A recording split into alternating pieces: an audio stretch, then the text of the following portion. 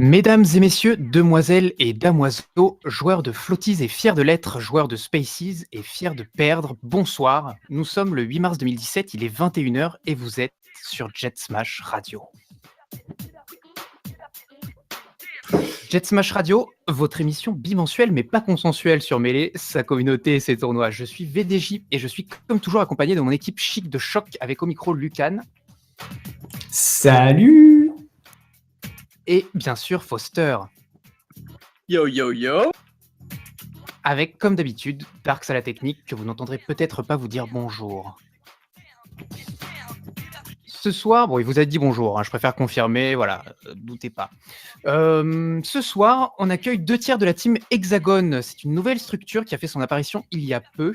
Vous en avez peut-être entendu parler, peut-être pas, mais en tout cas, ils sont là avec nous ce soir pour vous en parler.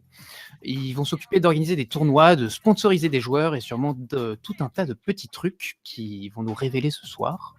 C'est donc Otak et Kafka qui nous accompagnent. Salut les gars. Bonsoir. Salut. Et malheureusement, le dernier tiers de la team, c'est Solo qui n'est pas présent avec nous ce soir pour une cause floue de déménagement, probablement à Dubaï avec l'argent d'Hexagone. Voilà, désolé les gars, votre structure est morte-née. Je plaisante.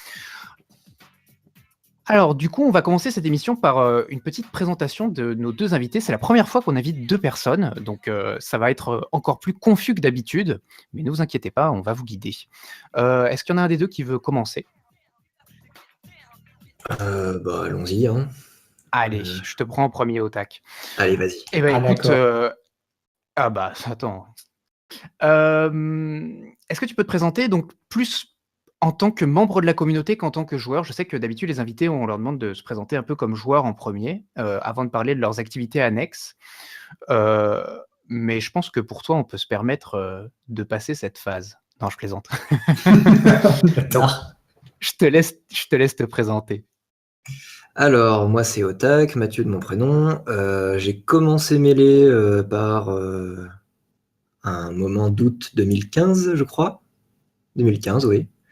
Et du coup, j'ai fait mon petit chemin, ou pas, en tant que joueur. Et ensuite, on a commencé par hasard à TO des tournois. Et en particulier, les tournois, par exemple, les Neocan Party ou les Toasts, etc. On s'occupait de la partie Melee. Et petit à petit, je me suis dit que c'était rigolo à faire. Et voilà. En gros, alors, voilà. Qu'est-ce qui t'a amené à Melee quel est ton moyen ton vecteur d'entrée dans la communauté? Alors, Melee, je le regarde depuis longtemps. Parce que je pense que mon premier tournoi Melee que j'ai regardé, c'était peut-être l'Apex 2013. Parce que c'est beau, c'est joli à regarder, on est d'accord. Et c'est le meilleur truc à regarder. Complètement. Et donc du coup, je trouvais que le jeu était super appréciable à regarder. Et ensuite, à la sortie de Super Smash Bros 4 sur notre cher Wii U, bonne console, j'ai commencé Smash 4 et que j'ai arrêté 6 mois après.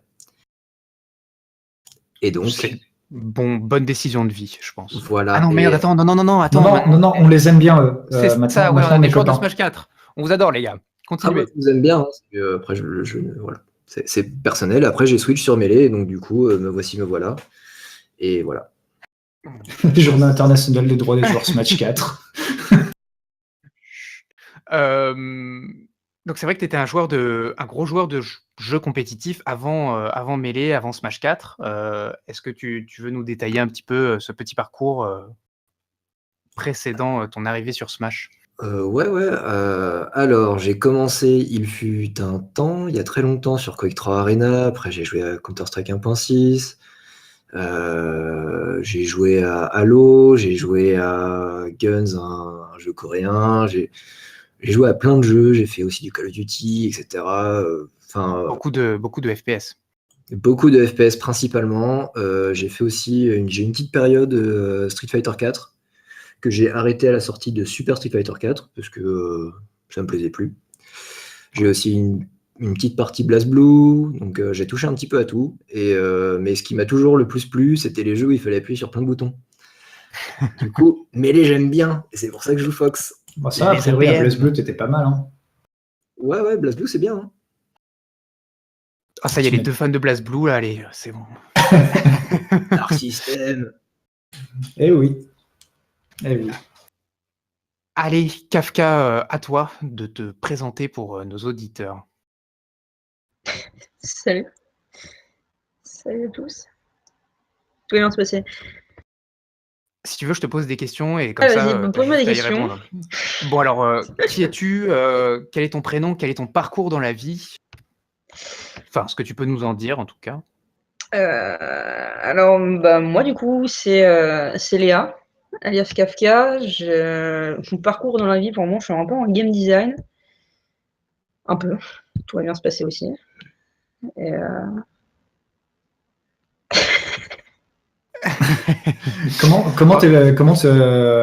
À quel moment ce match est un peu entré, enfin, à quel moment t'es entré en contact avec ce match pour la première fois?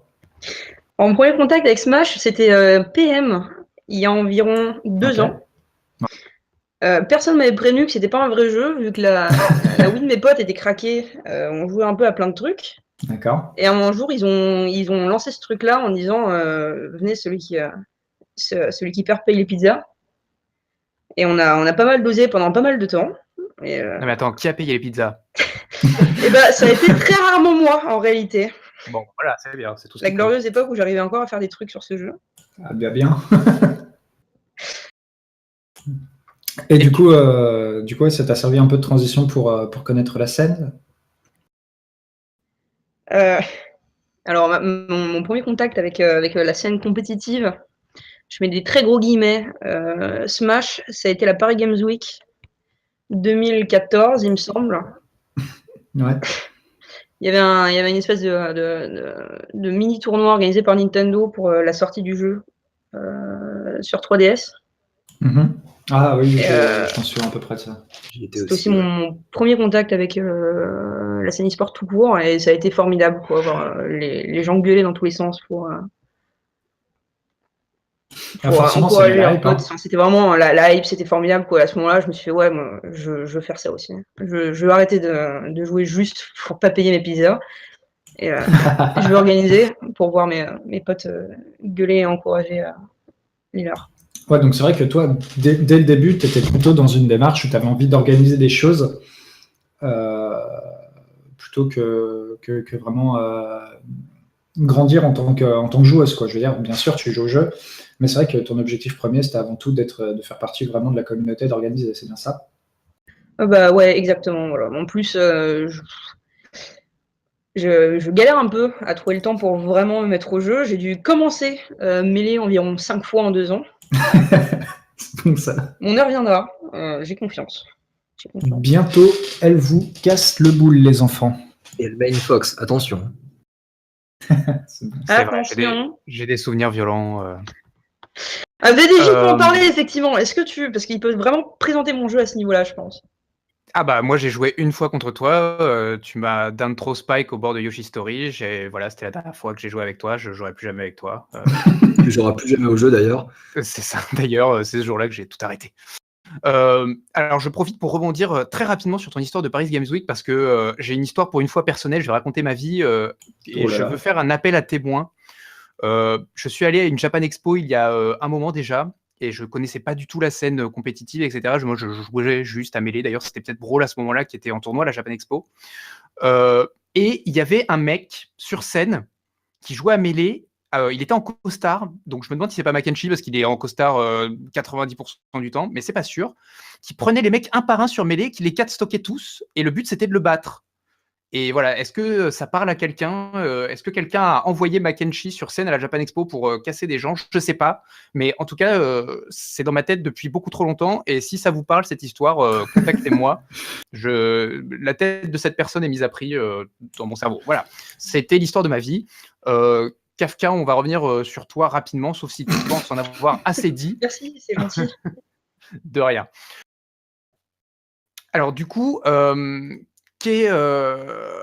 est-ce que tu as encore des choses à dire sur toi-même pour te présenter? Auriez-vous 5 minutes pour parler des Smash Sisters? Non, mais vas-y, bien, Non, non, je parle-en, rigole. c'est important. On verra ça, Si on tu verra ça veux. plus tard. Non, C'est la bonne parle-en, date. parle-en. C'est la bonne date. Je n'ai pas grand-chose de préparé à dire sur le sujet, mais si vous voulez, on peut aborder le point tout à l'heure. Ah bah, pas de problème. Bon, alors du coup, maintenant on va parler de votre structure, donc Hexagone. Alors est-ce que vous pouvez nous présenter à nous, béotiens, qui n'avons vu aucun des posts Facebook que vous avez fait, qui ne savons pas du tout de quoi il s'agit? Je mens bien sûr, mais je prends la place de nos auditeurs les plus étourdis. Qu'est-ce que c'est qu'Hexagone? Je prends du coup. Alors, Hexagone, c'est une association loi 1901 qui a pour but de, dans les très grandes lignes, de professionnaliser la scène. Parce que D'accord. je pense que on n'est pas les seuls à penser ça, c'est qu'on a un gros problème, c'est qu'on fait beaucoup de choses à l'arrache. Les sponsorings sont généralement à l'arrache. On a les communications, elles sont pas, il n'y a pas de guidelines, c'est un petit peu, voilà, on est encore un petit peu trop grassroots. Et en gros, voilà, on est grassroots. Après, c'est l'ADN de la scène, on est d'accord. Mais je pense qu'il est important qu'on professionnalise tout ça afin que la scène mêlée en général et surtout la scène française ait une portée plus e-sport, comme on peut l'avoir sur du LoL, etc., avec des vrais sponsoring, avec des entreprises qui investissent dans le jeu. Ouais. Qui d'ailleurs, j'en reviens à ton interview, Foster, quand tu as parlé avec la Fiscool, où tu disais que voilà, ça c'est un des buts. Et voilà, dans les très grandes lignes, c'est ça. On veut professionnaliser la scène. Après, il y a plusieurs moyens d'y arriver. Et on va pouvoir vous détailler ça un petit peu plus tard. Ah bah, Merci, putain. Otak qui me sauve la vie. Je suis même pas obligé de le faire taire pour dire attends, j'avais prévu des questions pour plus tard, dis pas tout direct. c'est bon ça. Ok. Je propose qu'on fasse mes petites news maintenant, comme ça on en est débarrassé et on peut passer au corps de l'émission. Qu'est-ce que vous en pensez? Ah bah, Fais donc. fais donc, j'attendais que ça. Hein. Ça fait 2 semaines que je les attends tes news. Hein. Ouais, bah ça tombe bien, elles ont été faites ce matin. Bref, DJ Darks, est-ce que tu es chaud? Allez, c'est parti. Donc, du coup, Darks, je redis Darks. Darks abandonne à regret la communication Forward Smash. Le staff LFM souffle, Twitter souffle, Darks souffle, tout le monde souffle. Sa caisse mutuelle d'assurance maladie aussi, parce qu'il allait faire un infarctus sous peu. On accueille donc chez Forward Smash Xed, qui s'occupera de balancer des saluts les tweetos régulièrement, entre autres évidemment, ça sera pas que ça son travail. Un message sponsorisé par Jim, donc je vais prendre une voix très vénère comme Jim. Toi là, le smasher qui doit s'inscrire au tournoi à côté de chez toi mais qui procrastine, fais-le, inscris-toi. Ce message était sponsorisé par Jim. N'hésitez pas à me contacter d'ailleurs, j'ai des tarifs préférentiels si vous souhaitez que j'annule quelqu'un en live. Le Summit, Axe présent au Summit, excellent. À un moment, il a essayé de claquer les doigts, le stream a dû être interrompu pour passer l'aspirateur, c'est pas grave. Au moment où j'écris ça, on est le matin même de l'émission, j'ai 3 blagues, dont une soufflée par Darks, une que Darks souffle pas d'all et une qui se veut méta. D'ailleurs, c'est celle que vous êtes en train d'entendre.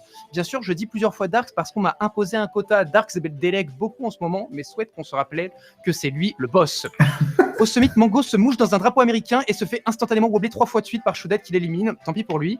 Gros travail sur les petits sketchs diffusés pendant le Summit. D'ailleurs, vraiment, allez les voir. On s'approche de plus en plus du Summit idéal où il joue juste à Mafia et au poker et à la fin, Armada gagne un trophée comme d'habitude. Une petite longueur d'avance sur la télé-réalité e-sport prévue par TF1. Après la liste des beaux gosses de Montpellier, Rondel tient maintenant une liste des gens qui veulent le battre et qui n'y arriveront jamais. L'ordre de priorité est discutable, mais sachez que je figure en bonne place. Sur les 2 listes, évidemment. L'équipe de Top Chef n'a pas répondu à nos appels. Leur émission vient toujours concurrencer la nôtre, ce qui est incompréhensible. C'est un dilemme terrible pour au moins 75% des Smashos. Voilà, comme vous avez vu, c'était un petit peu maigre cette émission-là, mais c'est parce qu'on est accompagné de gens qui le sont beaucoup moins. C'est donc la fin de vos Flash News.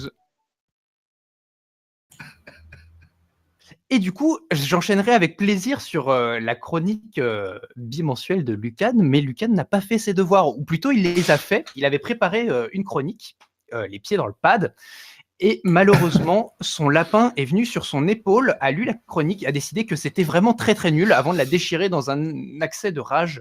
Voilà, donc si vous voulez vous plaindre, adressez-vous à la page Facebook Momiji le lapin. C'est ça, hein? Non, c'est quoi? Si, c'est Momiji le lapin nain, la page Facebook.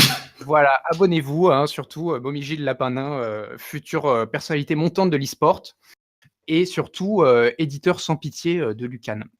Du coup, Lucan n'a pas vraiment de chronique, mais je lui laisse quand même la parole pour l'entendre bafouiller et s'excuser.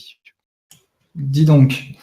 Donc oui, effectivement, en fait, j'avais préparé, j'avais essayé de préparer quelque chose en tout cas, mais c'est vrai que comme chacun peut le savoir ici, hein, c'est plus exactement un secret, mais la manière dont la scène grandit, dont les associations se montent et la manière surtout dont on essaie de se professionnaliser, c'est vraiment quelque chose qui me tient à cœur. Et du coup, j'ai pas trouvé de truc drôle à dire en fait.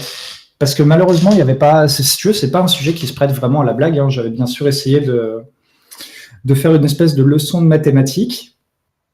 Mais moi, ce que je vous propose, c'est de bachoter un peu. Du coup, ce que je vais faire, c'est que je vais laisser la place. Je vais laisser la place à Foster, par exemple, qui a, je suppose, plein de choses à vous dire. Et après, je reviens tout de suite vers vous, les potes. Vous allez voir, ça va être génial. On va s'amuser. Ok, donc pendant que Lucan va s'enfermer aux toilettes avec un bloc-notes, effectivement, on va respecter l'ordre habituel de notre émission que j'ai complètement override, comme on dit dans les contrées anglophones. Et du coup, Foster, qui commençait à se plaindre en disant « Mais j'avais plein de trucs à dire !» va pouvoir les dire et vous présenter ses PowerPoint légendaires. Je pleurais, mon pauvre. Mais c'est bon, au moins ça laisse 15 minutes à Lucan pour pouvoir se préparer, c'est pas si mal. Dark, tu me dis quand on est bon? Alors, messieurs, dames, on va parler du coup des récaps tournois des 2 dernières semaines. Alors, on va aller assez vite. Bien vu, Darks, de corriger mon PPT, mais d'oublier le S à tournoi. On va parler du coup rapidement de l'Avalon et du No Fun Allowed. Donc, on avait parlé, hein, l'Avalon, c'est la bi-monthly néerlandaise, tandis que le No Fun Allowed, c'est un tournoi américain. Alors, on avait 73 joueurs, autant pour moi, un peu classique. On notera la très belle performance de Jean-Paul Guillermo à la 7e position avec son Falco. Quelques petits doutes quant à Crollo. Je ne sais même pas si les Néerlandais ne pourront plus vérifier mes informations sur smashranking.eu. Vous m'envoyez navré. Je n'ai pas eu son personnage ni rien. En tout cas, un top 8 assez classique. Peu d'étrangers présents lors de ce tournoi. On va du coup passer au No Fun Allowed. Alors là, par contre, j'avoue, je suis désolé, hein, je vous présente mes excuses. J'ai très peu fait mes devoirs sur ce tournoi. J'ai pas eu le temps de vérifier. Il y avait quand même 192 joueurs, avec un Maikez et un Gatsu dans le top 2. Tous les autres, j'ai pas pu vérifier. Oncle Mojo, Alp, Jacques 13, Mouf, Asa, RAL, malheureusement. Pas des joueurs inconnus, que je ne connais pas personnellement, pas eu le temps de vérifier. Vous m'envoyez navré. Mais de toute façon, c'était juste un petit récap rapide, juste pour l'info d'ailleurs. Mike Hayes, qui n'a pas perdu un seul set durant ce tournoi, donc il n'y a pas eu de reset ni quoi que ce soit. Monsieur a fait une grande ligne droite, winner to winner. Et du coup, maintenant, on va s'attarder plus en détail sur ce qui était le plus intéressant de ce week-end, messieurs, dames, le Smash Summit. Non pas 2001, mais 2017, n'est-ce pas? Vous pouvez vous douter qu'il y a une petite faute de frappe là-dessus. Alors, on n'avait que 16 joueurs, mais quand même 60 000 dollars de cash prize séparés entre les doubles et les simples. 15 000 pour les doubles et un peu, du coup, 45 000 à peu près, un peu plus pour les simples.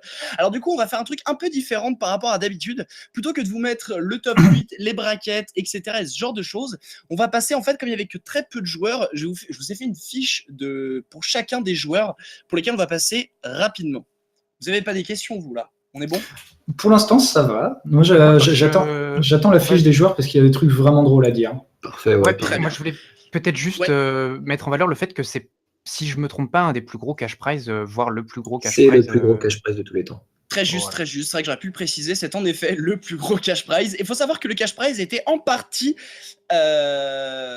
alimenté par la communauté. Parce qu'en effet, vous aviez tout le shop de Smash Summit. Et le Smash Summit, c'est vraiment un événement communautaire dans le sens où vous payez des trucs dans le shop et après, vous décidiez où ça allait. Donc, ça pouvait aller soit pour un deuxième stream, par exemple, soit dans le cash prize, justement, soit dans tout un tas soit pour faire ramener Axe Money, justement, au Summit, c'est pour ça qu'il était là d'ailleurs. Donc ça fonctionnait un peu comme ça. Et en effet, parce que la communauté avait la possibilité de donner dans le cash prize, on se retrouve avec ce Smash Summit et seulement 16 joueurs avec le tournoi avec le plus gros cash prize. Ce qui est assez étonnant. Alors, Au niveau de nos fiches de personnages, messieurs dames, nous allons attaquer on va se baser sur l'ordre des singles et on va partir du dernier jusqu'au premier. Donc on va commencer par les 13e pour finir jusqu'au premier. Alors on va commencer par Hugs. Très rapidement, messieurs dames, vous avez les résultats simples, sa place, son ratio victoire-défaite au niveau du nombre de matchs sur tous les sets, c'est-à-dire que si jamais vous avez gagné 3-2, ça vous fait un moins bon ratio que si vous aviez gagné 3-1. Les personnes qui l'a gagné en vert, les personnes contre qui il a perdu en rouge. La même chose pour les doubles. Malheureusement, pour les Ironman et les crews, j'aurais bien sorti des petites stats en mode nombre de personnages, nombre de stock prises. J'ai pas eu le temps malheureusement, donc on va se contenter d'un truc assez bref pour ces deux disciplines. De toute façon, on va surtout se concentrer sur le simple et les doubles. Alors Hugs, mon Dieu, qu'il est dur d'être fan de Samus en 2017 et qu'on suit Hugs. Seulement, alors il finit malheureusement 13e, il n'a pas une seule victoire à son actif lors du Summit. Il a fait un set très serré face à Axe, mais c'est tout. 18% de ratio de victoire, c'est assez dur pour lui. Et bon, il s'est tapé Mewtwo King, Axe et Mango, hein, c'est pas non plus un bracket très très très facile. Mais bon, on notera également une excellente performance avec Chudat, avec un double 0-3, direct on est éliminé, Leffen Ice, Svat PPU, comme quoi Samus Ice Climber, c'est peut-être pas la meilleure team du monde. Mais heureusement pour lui, il avait les crews pour se rattraper. Heureusement, il avait Leffen Ice et Hungry Box. Il s'est fait carry, ça fait plaisir. Mais c'est vraiment dur d'être un fan de Hughes en 2017, j'ai l'impression. C'est très très dur. Il progresse, mais par moments c'est très très très dur. Mais tu sais ce qui est encore plus dur que d'être un fan de Hugs en 2017 ? Vas-y, dis-moi. Mon pauvre, être un fan de West Balls. Ça, c'est aussi très compliqué. Alors, West Balls, malheureusement, ça s'est pas très bien passé pour lui non plus. Hein. Il a perdu face à Lucky, Infinite Numbers et Sfat. On peut voir seulement 25% de ratio. C'est vraiment très compliqué. Il a sorti Fox face à sur la dernière game face à Lucky, qu'il a un peu donné d'ailleurs sur la phase d'Edgeguard, également face à Infinite Numbers, se disant que ses copains Fox, ils se débrouillent bien face au Ice Climber, il va faire pareil. Manque de bol, ça n'a pas marché. Par contre, excellente team avec Plup qui a d'ailleurs sorti Fox lors de ses teams. Ils ont réussi à prendre quand même Sfat PPU. C'était sur un 3-2. C'était pas dégoûtant du tout. Donc on espère que Weston... C'était un comeback, je crois. Ils étaient en 0-2, ils sont ouais, c'est ça, un truc du genre. Ouais. Il me semble que oui. Mais putain, je sais pas, West Balls encore... Enfin, on en parlera peut-être un peu après, mais putain. Enfin, tu vois, West Balls, en fait, c'est genre tout simplement. Ce que je trouve dommage avec ce joueur, en fait, c'est j'ai l'impression qu'il a aucune discipline personnelle, tu vois. Genre, Infinite Number, c'était vraiment triste à regarder, quoi. Il s'est fait bleu une fois, après il a totalement tilté, puis il s'est fait défoncer après, quoi. C'était triste. Bah, faut savoir qu'il a une grosse histoire avec Lucky West Balls. Genre, ils ont une vraie histoire de petits rivaux, machin, etc. Et je pense le fait que d'avoir perdu face à Lucky 3-0 ou 3-1, ça l'a fait un peu tilter aussi. Et je pense que ça a dû impacter après sur sa game face à Infinite Numbers.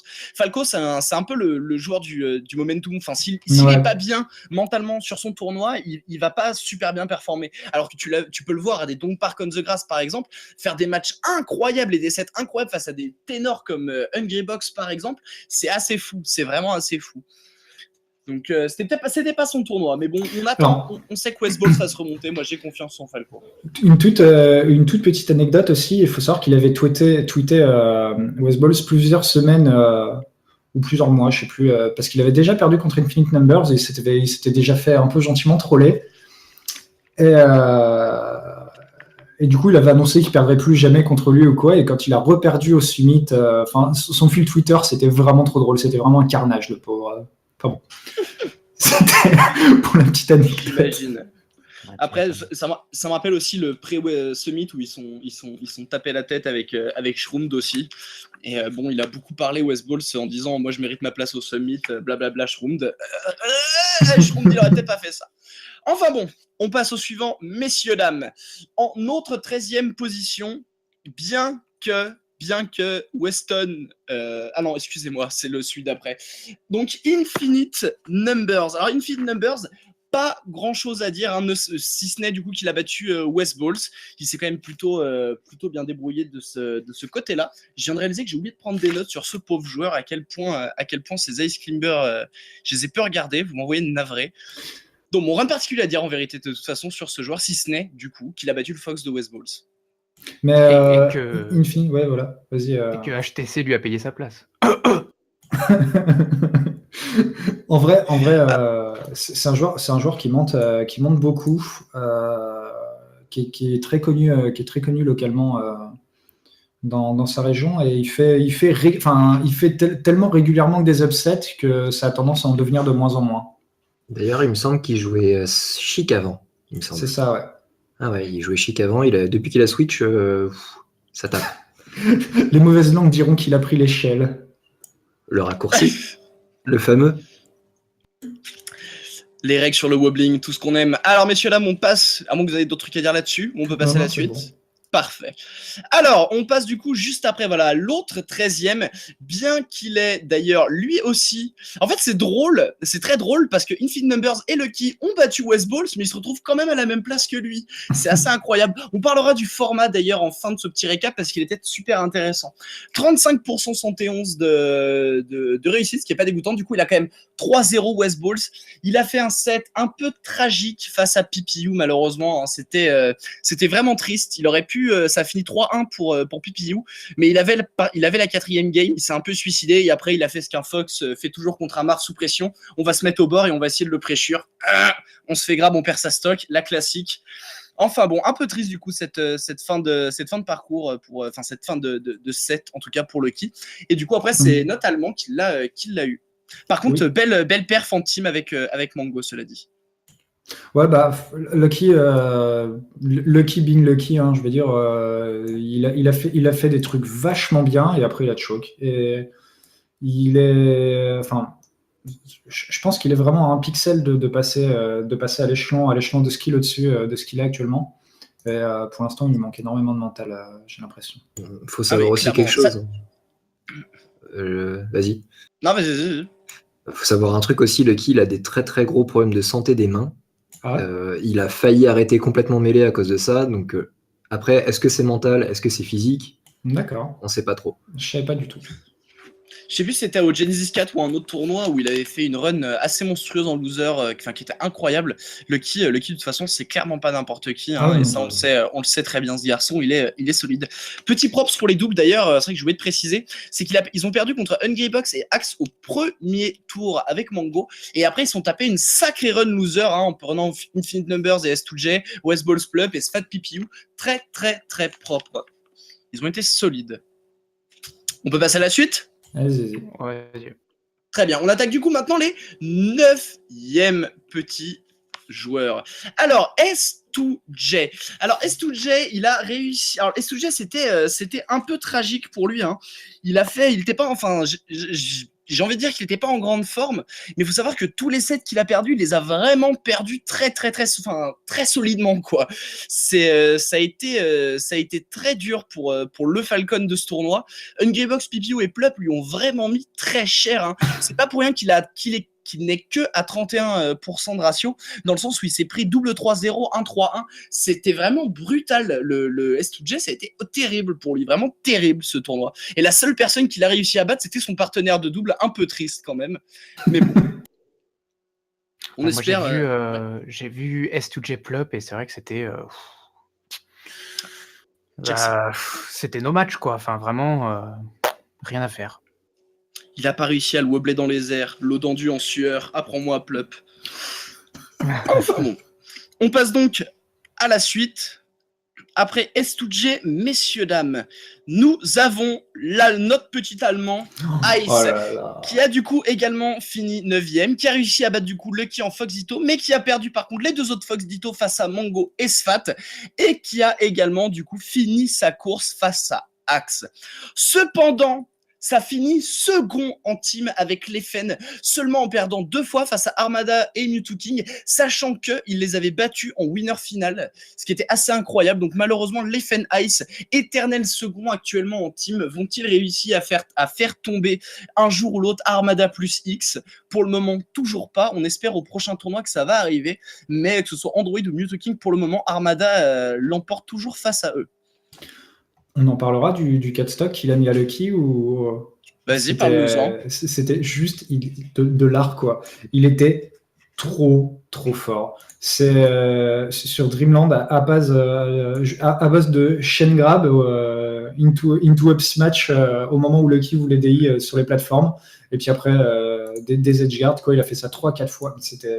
Enfin, pour le coup, il était vraiment, vraiment impressionnant là, sur ce match. C'était super beau à regarder, quoi. Tous les Fox Main et tous les autres allaient regarder ce match. Un autre point également aussi face à Axe, ça a fait un set très très très serré, ça a fini 3-2 et Ice a tenté de sortir Chic à la dernière game. Malheureusement, il n'a pas réussi à s'accrocher en faisant des reverse needle. Sur Twitter, il a dit qu'il avait des petits problèmes avec ses gâchettes où le light shield s'active automatiquement sur les deux.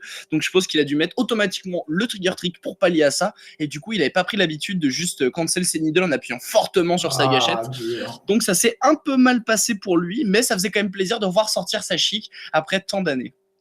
Un peu de nostalgie. Ouais, c'est vrai que ça faisait un bail. Hein. Mais. Alors, la suite. Aussi, pour les Ironman et les Draft Crew, c'était en simple élimination. J'ai oublié de préciser. C'est pour ça qu'il n'y a pas de double élimination, 2 défaites ou quoi, ou n'importe, où des fois les mecs ont perdu face à une seule personne. Du coup, qui est également 9ème, PPU, mais clairement avec un bien meilleur ratio que les 2 précédents, 42%. C'est vraiment pas dégoûtant. Il a eu un petit S2J, un petit Lucky. Il a malheureusement perdu face à Leffen Edgebox et son frère Sfat. Un peu triste pour le coup. Il s'est tapé 3 Fox dans son bracket. Il y en a un qu'il a réussi à avoir. Les 2 autres, ça s'est très mal passé. Il a pas réussi à refaire l'exploit qu'il avait réalisé une fois à l'Apex. Si ça avait été du BO3, peut-être qu'il aurait réussi. Enfin, remarque, non, il a perdu 3-1. Mais bon, toujours en défaite face à une Greybox, malheureusement. Encore une fois, la team Pipiu Sfat, solide en double, mais elle n'a pas réussi à percer, malheureusement. Pas plus que ce qu'elle n'aurait pu. Elle s'est arrêtée aux portes du top 3 en perdant face à Lucky Mango, bien qu'elle ait un bon ratio tout de même, cette brave team. Ouais, bah ouais. Bah, un 4ème, ouais, a priori, t'es censé gagner pas mal pour arriver là-bas, ouais.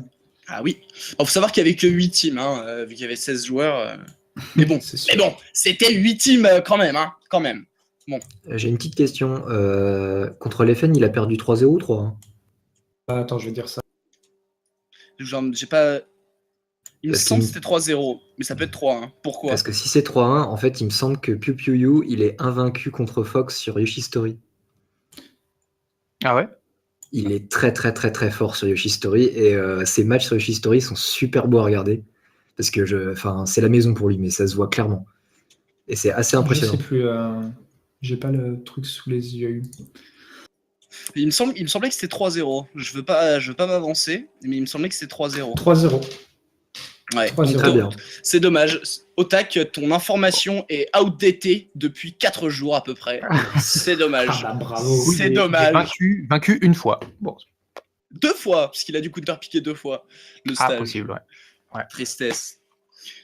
Bon, après PPU en 9ème place également, on va se retrouver avec. Ah là là là là. Mango, messieurs, dames, Mango. En fait, pour ceux qui écoutent la radio actuellement, n'hésitez pas à regarder le Twitch, vu qu'on il y a un support visuel maintenant. Du coup, Mango, le pauvre, des résultats en dents de scie. C'est le ratio 50%, je pense que c'est le ratio qui représente le mieux tout le tournoi, en fait. Il a à la fois gagné en 3-0, il a à la fois perdu en 0-3. C'était incroyable. Et c'était triste de ne pas avoir Mango sur 16 joueurs qui n'est pas dans le top 8. C'était vraiment très, très, très dur à voir. Il est dur d'être fan de Mango aujourd'hui également. Il faut savoir qu'il s'est fait... il a battu Ice, il a battu Hugs. Il s'est fait détruire par Plup. Il a malheureusement bien perdu solidement contre Axe. Et il était à 2-0 face à Chudat. Et comme VDJ l'a si bien cité, les petits sketchs du Summit étaient très intéressants. Chudat est passé en mode Super Saiyan. Et là, 3-2, reverse 3-0. Donc, terrible pour Mango, du coup, qui finit 9ème aux portes du top 8. Heureusement, du coup, il se rattrape. Par contre, pour les doubles, et bien évidemment, par contre, Mango, ça reste the GOAT. Et quand il s'agit de prendre 5 persos différents en Ironman, il est intestable, le garçon. Et il finit premier de cette discipline. Je pense que le set contre Chudat, c'est vraiment un set à voir si on se demande ce que ça peut être l'importance du mental et de la psychologie, de l'état psychologique dans un set. De voir Mango qui jette entièrement l'éponge sur la dernière partie. Ouais, j'avoue, franchement, c'était presque triste à voir, quoi. Pauvre Mango. Et de la puissance du wobbling sur les esprits. Bah non, mais tu vois, il faut être solide, quoi. Clairement, Ouais, non, mais bien sûr. si t'as le moindre craquement, c'est fini, quoi. Et du coup, je pense qu'on a fini de résumer les gens de la Californie du Sud qui s'est fait quand même un C'est peu vrai. plaisir sur ce tournoi, C'est quoi. vrai. C'est vrai. Soukal, where you at? Très juste, très très juste. Alors, on va poursuivre du coup avec la suite, le top 8 du coup maintenant, messieurs, dames. Alors, on a Chudat qui, de fait, lui par contre, s'est très très bien débrouillé, hein, du coup, en prenant Axe, Chudat, il a Fat et totalement Mango. overperformant. Il a overperform, et si seulement, alors pas en team par contre, mais alors si seulement il avait eu un bracket différent, je pense qu'il aurait encore plus perform. Il a perdu face à Mewtwo King, Peach, Armada, Peach, Plup, Samus. Les pires match-up des Ice Climber. Bon, ok, il s'est tapé 2 Fox avec Sfat et Mango. Et d'ailleurs, il a été excessivement solide dans ses match-up, que ce soit face à Sfat ou avec ce Mango, du coup, ou avec Mango, pardon, comme on en parlait tout à l'heure. Mais alors, ces 3 défaites, c'est genre les pires match-up des Ice Climber, mais genre vraiment hein, de très très loin. Mewtwo King, je sais pas si il sort pitch que contre Ice Climber, c'est pas pour rien. Il est infect. On a même eu droit à un timeout de 8 minutes sur Dreamland avec Chudat et Mewtwo King qui avaient encore leurs 3 stocks chacun. Ça a relancé le débat instantanément des 6 minutes. Donc peut-être va-t-on avoir le timeout plusieurs timeouts même, hein, je pense. Ah oui, bien sûr. Oui, il y en a eu Ouais. plusieurs. Ah oui. Mais j'ai surtout celui-ci qui a été solide, quoi. Je veux dire, 3 stocks partout, timeout. 3 stocks partout, timeout de 8 minutes. Genre, c'était incroyable. Mon Dieu. Enfin bon. Du coup, un bon Chudat en forme. Maintenant, il faudrait peut-être qu'il règle ses problèmes de Peach Samus. Peut-être un autre personnage, qui sait. Enfin bon. En tout cas, Plup, il a bien fait de jouer Samus par le passé, au moins, sinon il aurait pu être ajouté à la liste des perdants face à Chudat, je pense. On passe du coup face à Sfat, rien de particulier à dire, on passe enfin au-dessus de 50% de ratio victoire-défaite, et ma foi, rien de particulier à dire sur Sfat pour ce tournoi. Je sais pas si vous avez des choses à dire, moi personnellement je n'ai rien de spécial. Eh ben, moi, je dois des excuses à ce joueur qui, bien entendu, a vraiment quelque chose à faire, de mon avis. C'est que j'ai toujours dit qu'il était vraiment en dessous du lot en tant que top player. Et son step-up du summit me prouve que non. Du coup, il mérite la place qu'il a eue. Franchement, il a fait des matchs qui étaient vraiment fous. Je veux dire, 3-1 Piu Piu Yu, alors que dans un des match-ups qu'il préfère, c'est pas donné à tout le monde. Donc, non, franchement, c'est cool. Je pense qu'il y a quelque chose à ajouter aussi. D'habitude, il gagne contre Axe traditionnellement. Il est très bon dans le match-up Pikachu. Ah ouais. Et c'est très très rare qu'il perde contre lui. D'accord. Ouais, malheureusement, ça a été sa défaite là-dessus. Ça a été sa défaite. Et parlant d'Axe, justement, eh ben on arrive à lui, qui se retrouve également du coup à la... Oh pardon, excusez-moi, 5e position, désolé. Mais oui, c'était Chudat, l'autre qui était à la 7e, excusez-moi. Mais bon, on passe quand même à Axe, qui malgré justement sa place un rang au-dessus d'Sfat, a quand même un ratio inférieur par rapport à Sfat.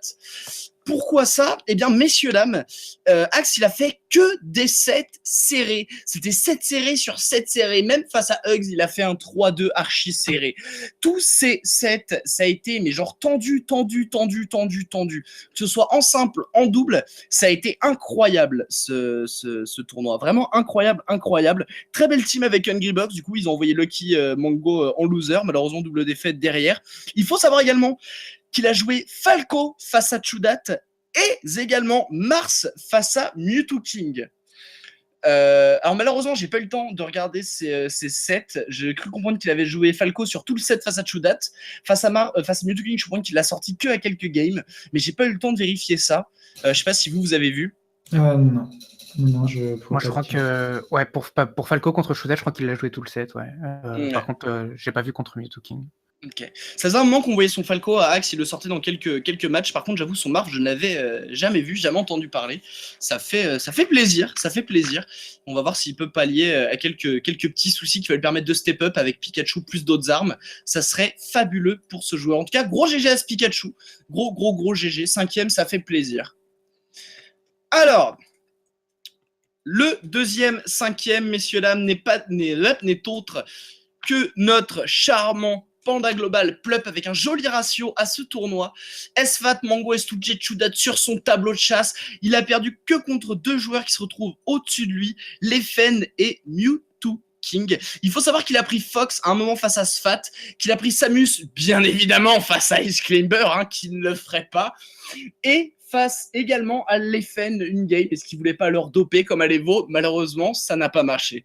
Et il a 3-0 Mango. On l'a déjà dit, mais je le redis. Et encore une fois, il a pris également Fox, du coup, en double face à Westball. Ça fait un moment qu'il bosse son Fox, on l'a déjà vu en double, et là, il le ressort pour ce tournoi.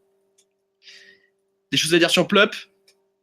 Bah non, il est très fort et il continue à le devenir de plus en plus. Enfin, sa progression, elle est assez linéaire à Plup, je trouve. On va parler d'ailleurs un peu du set Mewtwo King Plup quand on va parler de Mewtwo King. Et devinez quoi? Oh mais il a fini 4e, on parle de Mewtwo King. C'est mon boy. Très beau ratio. Il n'a perdu lui également que contre 2 personnes qui sont devant lui, Hungry Box et Leffen. Alors Mewtwo King, il a joué principalement Chic durant ce tournoi. Mais, je pense que c'est la personne qui a sorti le plus de personnages à ce tournoi. Bon, c'est Mewtwo King, on a l'habitude. Peach, bien évidemment, face à Chudat. On a parlé des time-out du débat sur les 6 minutes. Il a sorti Marf face à Leffen et face à Plup. Il faut savoir que face à Plup, il a carrément fait un reverse 3-0. Il se faisait 2-0 au début et il a pris en Chic Ditto, ce qui est quand même assez impressionnant parce qu'on rappelle le Genesis 4 où ça a été, excusez-moi, il a gagné en Chidito tout le long face à Plup, où c'était un peu une l'autre, ou je sais plus exactement. Là, par contre, il s'est pris 2-0 direct en Chidito. Il a pris Fox la troisième game, 2-1, et après, il a pris Marf, et il l'a battu 3-2 en gagnant les 2 dernières games avec son Marf. C'était incroyable. Évidemment, après, il a pris Fox face à Hungry Box, la classique. Et voilà. C'est assez rigolo Enfin, assez rigolo. C'est particulier en fait les match-ups qu'il a pris contre Plup parce qu'il a perdu dans tous les match-ups qu'il avait l'habitude de gagner et il a battu Plup en fait sur les match-ups que Plup préfère. C'est totalement fou quoi. Enfin, je trouve ça vraiment bien. Ouais, il était vraiment. Il était quand même bien chaud. Il suffit de voir.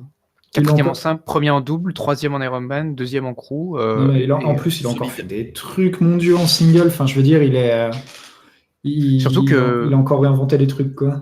Contre les fans, c'était un peu. Il y a eu une fin de set un petit peu comique, non Un petit peu. Un petit peu, quoi. En fait, il y a un match où t'as les fans qui l'envoient. Qui l'envoie en dehors du terrain une première fois, ça aurait dû le tuer. Il a fait une day de l'extrême, il est revenu, il a fait ça 2-3 fois.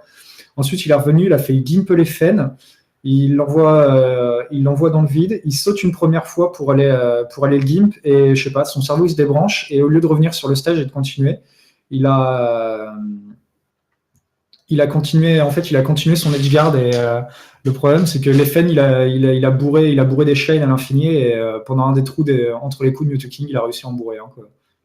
Du coup, c'est marrant, les fans ils commencent à travailler ça, ce qui est plutôt plaisir. Il y a pas mal de Marf qui disaient tu peux smash le side B de Marf par exemple pour le punir avec un shine quand tu joues Fox. Donc ça m'étonne pas trop. Les fans ils avaient fait ça notamment face à Hungry Box ou Gommel si je dis pas de bêtises, ou je sais plus, un tournoi au Canada où il avait battu tout le monde justement. C'était bien Gommel, c'était assez impressionnant. Bon, pas étonnant. Qu'est-ce que je veux dire de plus face à sur ce que vous dites aussi par rapport à Plup, ce qui est juste qu'en plus c'est un peu on en parlait avec Omed Waffle au Beast et on a reparlé aussi un peu avec Mani. Et c'est pas mal de marques trouvent justement que le match-up est pour Chic, alors encore plus en NTSC. Ouais. Donc en effet, le fait qu'il perde en Chic Ditto passe encore, mais le fait qu'il se retrouve à devoir gagner avec Marf, j'avoue très très très étonnant. Après, c'était peut-être également stage dependent, à savoir il a pris Fox sur finale décision finale parce qu'il était bien. Et au moment où on est arrivé sur Fontaine des Rêves, il est passé sur Marf. Bon, on commence à être un peu long. On va passer du coup tout de suite au troisième, messieurs, dames. Le troisième, c'est notre cher, celui qu'on aime tous, TSM Red Bull, les Fun, qui a été solide, mon Dieu, solide, comme d'habitude. Il a détruit toutes les personnes face à lui. Et malheureusement, il s'est arrêté face à Hungry Box et Armada, qui, on n'en a pas parlé, ils ont fini justement du coup deuxième premier. Ils ont été encore plus solides, les deux garçons. Mais du coup, grosse perf. Toutes les personnes qui étaient sur son chemin et qui n'étaient pas à la hauteur de l'Efen leur a fait sentir et les a tous écrasés. Je crois qu'il a perdu à peine 1 ou 2 manches au pif sur les mecs contre qui il a perdu, une contre Mewtwo King et une peut-être contre... une contre Mewtwo King et je suis même plus sûr contre les autres qu'il en ait perdu une. Il a été solide, monstrueux. Encore une fois, second en double. C'était fabuleux. Alors, on poursuit vite fait. On attaque maintenant sur Hungry Box. Oui, je vous laisse plus le temps de parler, là. Vous croyez quoi? On vous a bien trop entendu. Beaucoup trop, messieurs. Hungry Box, du coup, maintenant, qui a fini, du coup, lui, second. Seule défaite face à Armada. 5e, du coup, encore une fois en double. Il a été solide, hein. Il a été solide. Il s'est tapé encore une fois des Fox presque toute la journée hein, avec les fans Mewtwo King. Un petit Falcon, un petit Marf qui passait par-ci par-là. Il a toujours droppé un match par contre sur chaque adversaire. À chaque fois, je pense, sur le premier counter pick de son adversaire. Mais mis à part ça, il était suffisamment solide pour toujours l'emporter. Et bien qu'il ait fait une winner finale très serrée face à Armada, la grande finale a fini très serrée, mais est resté quand même à l'avantage de notre cher Armada. Et justement, en parlant d'Armada, messieurs, dames, le voici, notre 4e champion d'affilée au Summit, 3 fois champion en double au Summit. Le mec, il a pris... la seule personne qui lui a mis des manches, c'était Hungry Box. Vous étonnez pas du 83% de ratio de victoire de cet homme.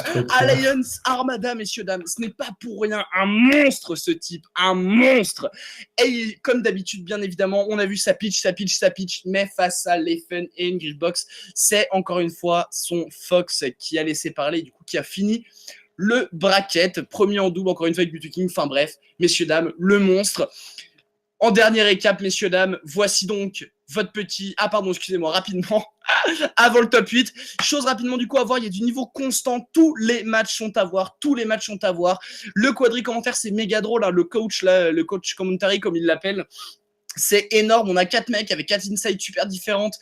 On peut aimer, on peut ne pas aimer, mais c'est particulier, mais c'est très intéressant. Écoutez, c'est génial. Ouais.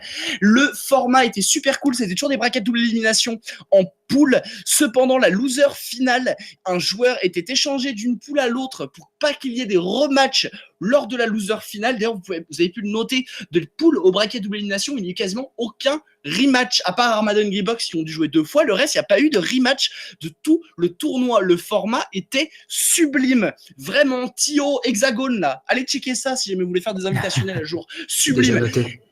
Parfait. Et le dernier point, messieurs, dames, si vous avez pu suivre le stream, je me la pète là avec mes petits nombres de ratio victoire, mais messieurs, dames, je ne suis personne face aux statistiques de Smash GG. Smash GG a construit un petit adaptateur qu'ils ont branché à la console qui récupérait des statistiques, messieurs, dames, de haut niveau. Pourcentage de punish réalisé lors d'une ouverture, pourcentage de contrôle du centre du stage, pourcentage de neutral gagné, pourcentage mis à l'adversaire lors des edge guards. Messieurs, dames, Fidzi, une crème. Magnifique, merveilleux. Ils attendent vos retours si jamais vous aviez des stats que vous vouliez pas voir. On a vu notamment pas mal de trucs qui étaient par exemple tout ce qui était temps de shield ou ce genre de choses. Il y a plein de trucs. Enfin bref, on avait des récaps. C'était merveilleux. Messieurs, dames, je vous laisse avec cette image du top 8. Et si vous avez des choses à dire, vous, sur soit ce qu'il y a à voir, ce que je viens de dire, ou sur ce top 8, c'est maintenant. J'allais parler des stats, mais tu l'as fait. Du coup, je pense qu'on pourra enfin clore nos débats avec Willy, à savoir ce qui est le plus important entre le neutral et le punish game en faisant des moyennes sur les stats des tournois. Ça pourrait être rigolo. Et moi, je voulais parler de. J'ai vu alors du coup 2 points de vue opposés en parlant du Summit. Donc effectivement, Armada qui devient donc, si je ne m'abuse, la première personne à gagner 4 fois 4 Ouais. tournois de la même série d'affilée. Et du coup, Ouais. il y avait quelqu'un qui demandait si, voilà, est-ce que le format du Summit comme ça sur tout un week-end où tu passes ton temps à jouer des matchs compétitifs, etc., est-ce que ça mettait pas en valeur la résistance mentale de certains joueurs et d'autres, à l'inverse, qui disaient qu'au contraire, le Summit était l'environnement parfait pour jouer et que tu étais, voilà, enfin, t'étais en petit comité, tu n'avais pas de pool avec des gens de moins bon niveau dont tu te fiches, etc. Et du coup, c'est intéressant parce que je n'ai pas de réponse à apporter à ça. Je ne sais pas quelle est la bonne réponse, mais les deux sont possibles. Et c'est vrai que Armada, là, a quand même été très dominant. Après, il est peut-être juste super meilleur, mais bon. En ce moment, je crois qu'il est sur 6 mois non-stop de victoire de tournoi. Là, il est en train de nous faire une run, mais une run de win streak incroyable. Qui se rappelle de Ken. Mais en effet, ce que tu dis, les joueurs, généralement, ils aiment beaucoup ce tournoi parce que tous ils step up en termes de niveau parce qu'il y a du free play que entre les tops, etc. Donc s'ils veulent se chauffer, c'est entre top et ils se butent et ils sont super chauds. Comme tu l'as dit, c'est du petit comité. Donc s'ils ont besoin de se détendre, il y a tout pour se détendre. Il y a tous les potes, juste le petit groupe de potes. Il n'y a pas de bruit partout. Il n'y a pas de lumière qui vont te flasher dans la tête ou quoi ou machin. Je veux bien croire que c'est certainement un des meilleurs cadres de tournoi, de calme, de concentration, de focus, d'échauffement, d'entraînement. C'est vraiment tout à la fois. Hein. C'est vraiment tout à la fois le Summit. Et c'est surtout aussi très humain. Donc c'est très plaisant, je pense, pour les joueurs d'avoir ce tournoi très humain sans être agressé par les fans ou quoi. Où on a une petite idée, je pense, de ça parce qu'on n'est pas comme ça en Europe. Mais au States, il paraît que c'est assez incroyable la notion de fans et d'interaction avec eux. Et même, on voit les scènes et on voit ce genre de choses. Quoi. C'est pas la même chose. C'est pas la même chose. Après, peut-être là où il y a une différence, c'est un peu aussi dans la prise de sérieux de l'événement. Enfin, typiquement, Mango et compagnie qui font la team beer, bon, bah voilà, forcément, s'ils ont des pourcentages d'alcool dans le sang le lendemain, ça n'aide pas à jouer. Alors qu'effectivement, Armada, Hungrybox, c'est plutôt le genre à passer leur temps à tryhard tout le week-end pour assurer les résultats les plus solides, quoi. Donc, c'est peut-être là-dessus qu'il y a une différence qui se fait, je sais pas. Aussi, peut-être. Je pense qu'il y a aussi une différence aussi sur le physique, parce que jouer 12 heures par jour pendant 3-4 jours, ça peut être tendu, surtout pour les mecs qui ont, comme je disais, des problèmes de main. Genre, on sait que notablement, il y a Mewtwo King, Mango, Lucky, qui ont vraiment des gros soucis. Peut-être que leur placement un petit peu en dessous de d'habitude, il n'est pas complètement étranger. Ça peut s'expliquer, ouais, carrément. Après, Mewtwo King a fait quand même... Enfin, je le vois mal... Qui c'est qu'il aurait pu battre? Il aurait pu battre Leffen. Il aurait pu battre Armada. Je sais pas. Ouais. En vrai, il a 3-0 Armada. C'est vrai. C'est le seul qui a un ratio positif cette dernière année contre lui, je crois. Enfin, un ratio avec positif moins négatif que les autres. Bon, du coup, messieurs, dames, c'est tout bon. Je vous conseille tous d'aller voir tout de suite sur YouTube Beyond the Summit Smash, de vous mater les vidéos et on reparle après tout à l'heure des récaps. Ouais, puis il y a vraiment plein de trucs cool à voir autour des matchs en eux-mêmes. Ils ont fait effectivement, comme je le disais, à moitié en rigolant, mais c'était finalement très sérieux. Plein de petits sketchs, plein d'à côté qui sont vraiment très très sympas. Et que je pense qu'on aimerait bien voir plus souvent, mais c'est lié à l'atmosphère particulière du Summit, forcément. Merci Foster. Je reviens vers toi, Lucas. Du coup, est-ce que tu as eu le temps de nous griffonner quelques petites phrases? Et vu comment j'ai brodé, mon gars, j'espère que tu as eu le temps. Alors, j'ai rien griffonné, mais par contre, j'ai quelque chose, enfin, j'ai un petit sujet à aborder en introduction de la suite de l'émission, où on va entendre bien sûr nos invités nous parler de leur projet. En fait, on va briser la glace tout de suite, puisqu'on va être ce soir amené forcément, bien sûr, à parler d'Hexagone. Mais l'environnement Smash français, en tout cas, fait qu'on va être aussi obligé de parler de LFM. Alors, il ne s'agira absolument pas pour moi là, de dire LFM c'est bien, pas bien. C'est pas mon propos, pas mon objectif. À vrai dire, c'est même pas très intéressant. Par contre, là où ce qui est intéressant de remarquer, c'est qu'on avait une situation en France qui existe presque que chez nous. C'est ce que je vais appeler un peu l'espèce de monopole le monopole de communauté. C'est-à-dire que pendant longtemps, et encore maintenant, hein, LFM, ça a été la référence, le point de rencontre, depuis historiquement d'ailleurs avec le Cube Forum et d'autres ressources, ça a été le point de rencontre unique de la communauté française. C'est devenu aussi, je dirais, les organisateurs officieux de la scène.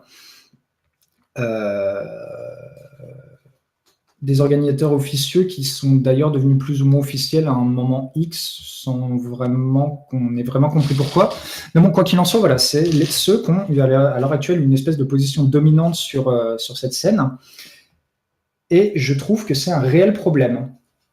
Je trouve que c'est un réel problème. Encore une fois, c'est vraiment pas à cause de la qualité de leur travail, hein. Il y a des choses qui font bien, d'autres choses qui font moins bien. Mais c'est parce que je trouve que c'est pas sain d'avoir une seule, je dirais, une seule idée de la communauté, dans la mesure où ça tue un peu les différents points de vue. Et c'est pour ça que je salue toutes les initiatives comme celle d'Hexagone, à venir se développer, à venir monter sa propre communauté, tout simplement parce que ça permettra de diversifier les points de vue et de potentiellement en fait, d'emmener la scène vers de nouveaux horizons, parce que c'est quelque chose dont on a vraiment besoin. On a pu constater d'ailleurs que tout simplement la scène a eu une espèce de petite période d'essoufflement dont on sort progressivement, où les gens, pas organiser moins de choses, mais communiquer moins, ou en tout cas les communications étaient peut-être un peu moins pertinentes. Donc vraiment, moi c'est quelque chose qui me tenait à cœur d'en parler, parce que je trouve ça vraiment très très très très très important qu'il y ait différents acteurs dans notre scène. Et sachez vous qui peut-être nous écoutez et qui n'attendez qu'une explication de ce genre pour se lancer, que toutes ces initiatives-là sont très très importantes, sont très appréciées, et vraiment lancez-vous parce que c'est important. Du coup, sur ce, moi je vous avoue que j'ai pas grand-chose d'autre à dire, puisque tout ce que j'aurais pu dire en termes d'introduction va finalement servir dans toutes les questions qu'on va poser à nos invités. Du coup, à partir de là, je laisse et rends la main à notre ami VDJ. Ouais, je récupère. Eh ouais. Alors du coup, je vais peut-être vous demander de vous répéter un petit peu. Est-ce que vous pouvez nous retracer un peu l'historique de la création d'Hexagone? À quel moment vous avez vu une opportunité? À quel moment comment vous êtes rassemblés tous les trois? Donc, je rappelle, sont avec nous ce soir Otak, Kafka et c'est Solo qui doit écouter languissant l'émission. Voilà, qu'est-ce qui vous a réunis autour de ce projet et comment est-ce que vous l'avez défini? Otak, Kafka. Bon, je vais commencer, je pense que Kafka finira. Je laisse Otak commencer. Ouais. On s'est retrouvé à Tio complètement par hasard. Si je me souviens bien, c'était la Neocan 2, la partie mêlée. La 3, il me semble. La 2, on n'avait pas commencé un petit peu déjà? Un petit peu, vous étiez présent. Ouais, et en fait, complètement par hasard, parce que rappelons que la Neocan 1, la partie mêlée, n'avait pas de Tio. C'était Raoul le Tio. Ouais. Bon, voilà, on va La dire. La 2 n'en avait pas non plus, si je me souviens bien. Et j'ai été nommée pour la 3, seule. Et c'est à ce moment-là que je vous ai demandé de l'aide, en fait. Voilà, et en fait, on a trouvé qu'on fonctionnait plutôt franchement bien pour des gens carrément bien, oui. Pour des gens qui n'avaient jamais Tio avant. Je pense que c'est pas dégueu du tout. Et donc, du coup. Non, il y avait plutôt des bons retours en plus sur cette Neocan, je crois. Ouais. Ça avait vraiment déroulé, mais parfaitement, quoi. C'était tranquille. Voilà, donc du coup, on s'est dit, ça fonctionne plutôt bien. On a rempilé pour le toast. Et après, qu'est-ce qu'on a fait d'autre? Je crois que c'est tout. On a repris les SSD directement après. Ouais, on a vraiment juste pris le SSD dans la foulée. D'accord. Donc voilà, en gros, pour résumer, on a fait donc du coup des espèces de petits nationaux qui se sont transformés du coup en nationaux.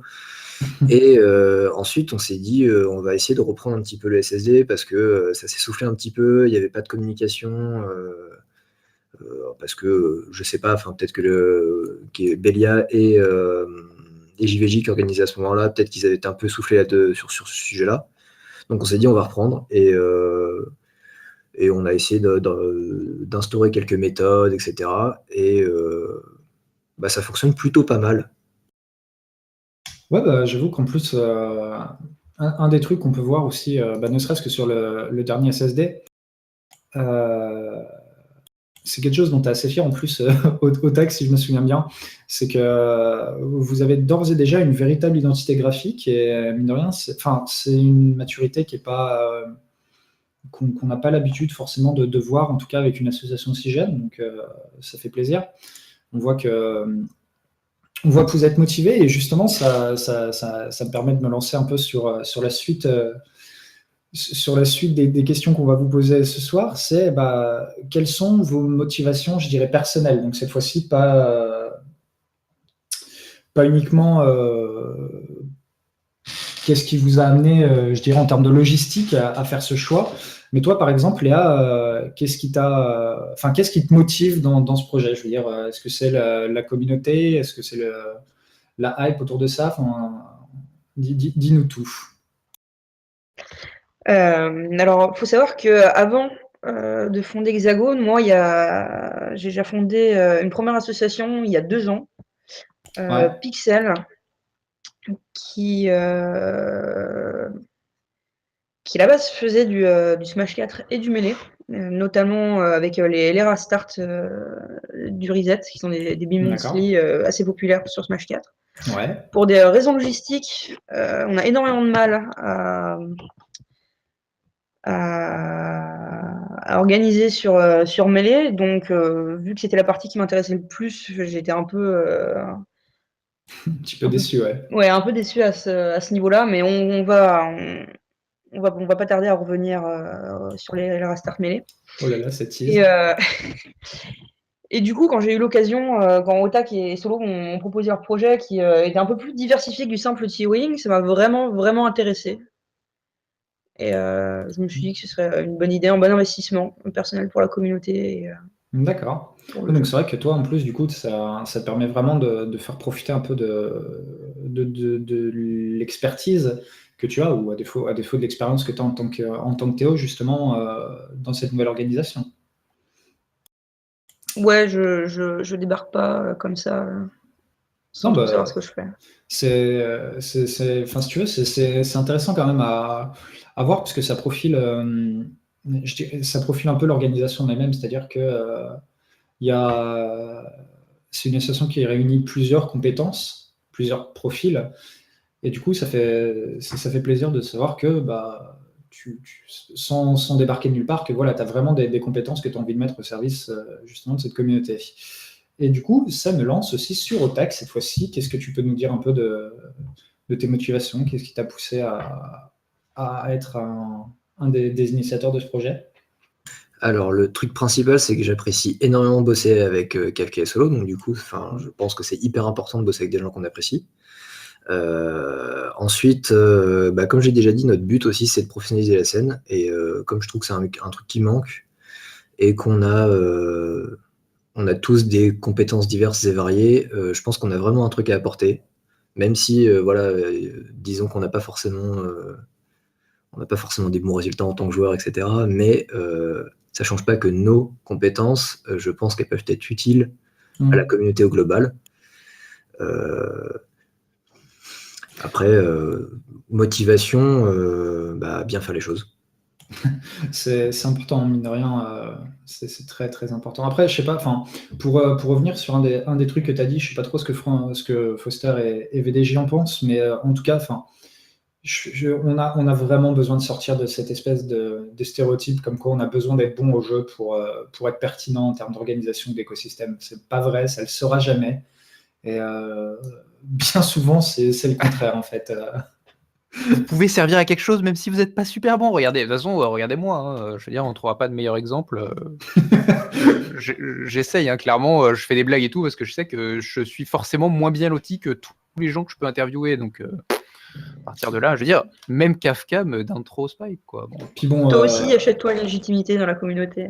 Honnêtement, je veux dire, VDJ. qui se souvient des résultats en single de Foster, quoi. Bon, Oui, voilà, qui se souvient de la dernière fois que Foster a fait des résultats en singles, quoi.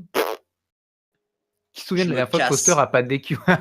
Je me casse de cette émission. Tu décutes cette émission, mais voilà, allez. Du coup, je rebondis un peu sur tes motivations de bien faire les choses, Otak. Alors, quand tu dis les choses, qu'est-ce que c'est exactement? Donc, Ah, on quelles attaque. sont quelles sont les activités, quels sont les objectifs à tous les termes d'ailleurs, hein, court, moyen, long. Sur quel chantier vous vous engagez? Alors, les chantiers principaux, c'est, on va dire, le premier chantier, ce serait apporter un bon exemple de comment communiquer sur un tournoi pour le remplir. Il y a un vrai souci là-dessus. On a des TO qui galèrent, qui savent pas quand leurs tournois seront remplis, qui tu vois, enfin, parce que un tournoi, c'est aussi un côté financier. Il faut payer une venue, il faut payer un staff s'il y a besoin, il faut payer un stream, parce que sinon ton tournoi, on ne le voit pas. Il y a plein de facteurs en compte et il faut être sûr que les rentrées d'argent arrivent parce que sinon c'est pas viable. Tu te retrouves à payer tes frais de tournoi de ta poche, super, tu manges le mois prochain quoi.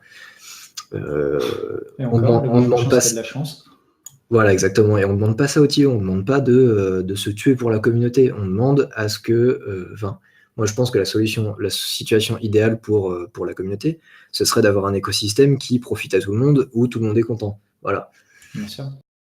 Et je pense que la communication, ça passe par la communication. Et je pense que donner un exemple sur comment on remplit un tournoi via la communication, ça peut être bénéfique très fortement. Enfin, par exemple, on va donner un exemple, le SSD 12, donc qui est celui, pas la dernière itération, mais celle d'avant. On avait un cap à 42 joueurs, on l'a atteint en 4 jours. Ouais. On a juste communiqué comme il fallait, avec des annonces des bons joueurs, pour attirer les gens. Ensuite, bon, on a eu le dernier tournoi, on a eu 34 joueurs, ce qui est un petit peu moins, mais chose à noter, on est passé uniquement en paiement en ligne. Donc, fini la monthly avec un sac de cash qui traîne sur la table, parce que on a eu des accidents. Ça aussi, c'est important. Je pense, ne serait-ce que le paiement en ligne, ça sécurise beaucoup. Ça sécurise beaucoup les TO. Hein. Quand ils sont capables un mois à l'avance, commencer à faire un premier bilan de ce qu'ils ont, de ce qu'ils n'ont pas, ça permet de beaucoup relativiser en fait sur la quantité de travail qui reste à accomplir à ce niveau-là, je pense. Bah, clairement, ça donne une visibilité sur est-ce que le tournoi il est on va dire à flot. Est-ce que on perd de l'argent? Est-ce que le tournoi il va faire peut-être du bénéfice ou est-ce que on peut voilà, parce que qui dit bénéfice, faut pas se leurrer. Quand un tournoi fait du bénéfice, c'est pas pour partir à Dubaï comme solo.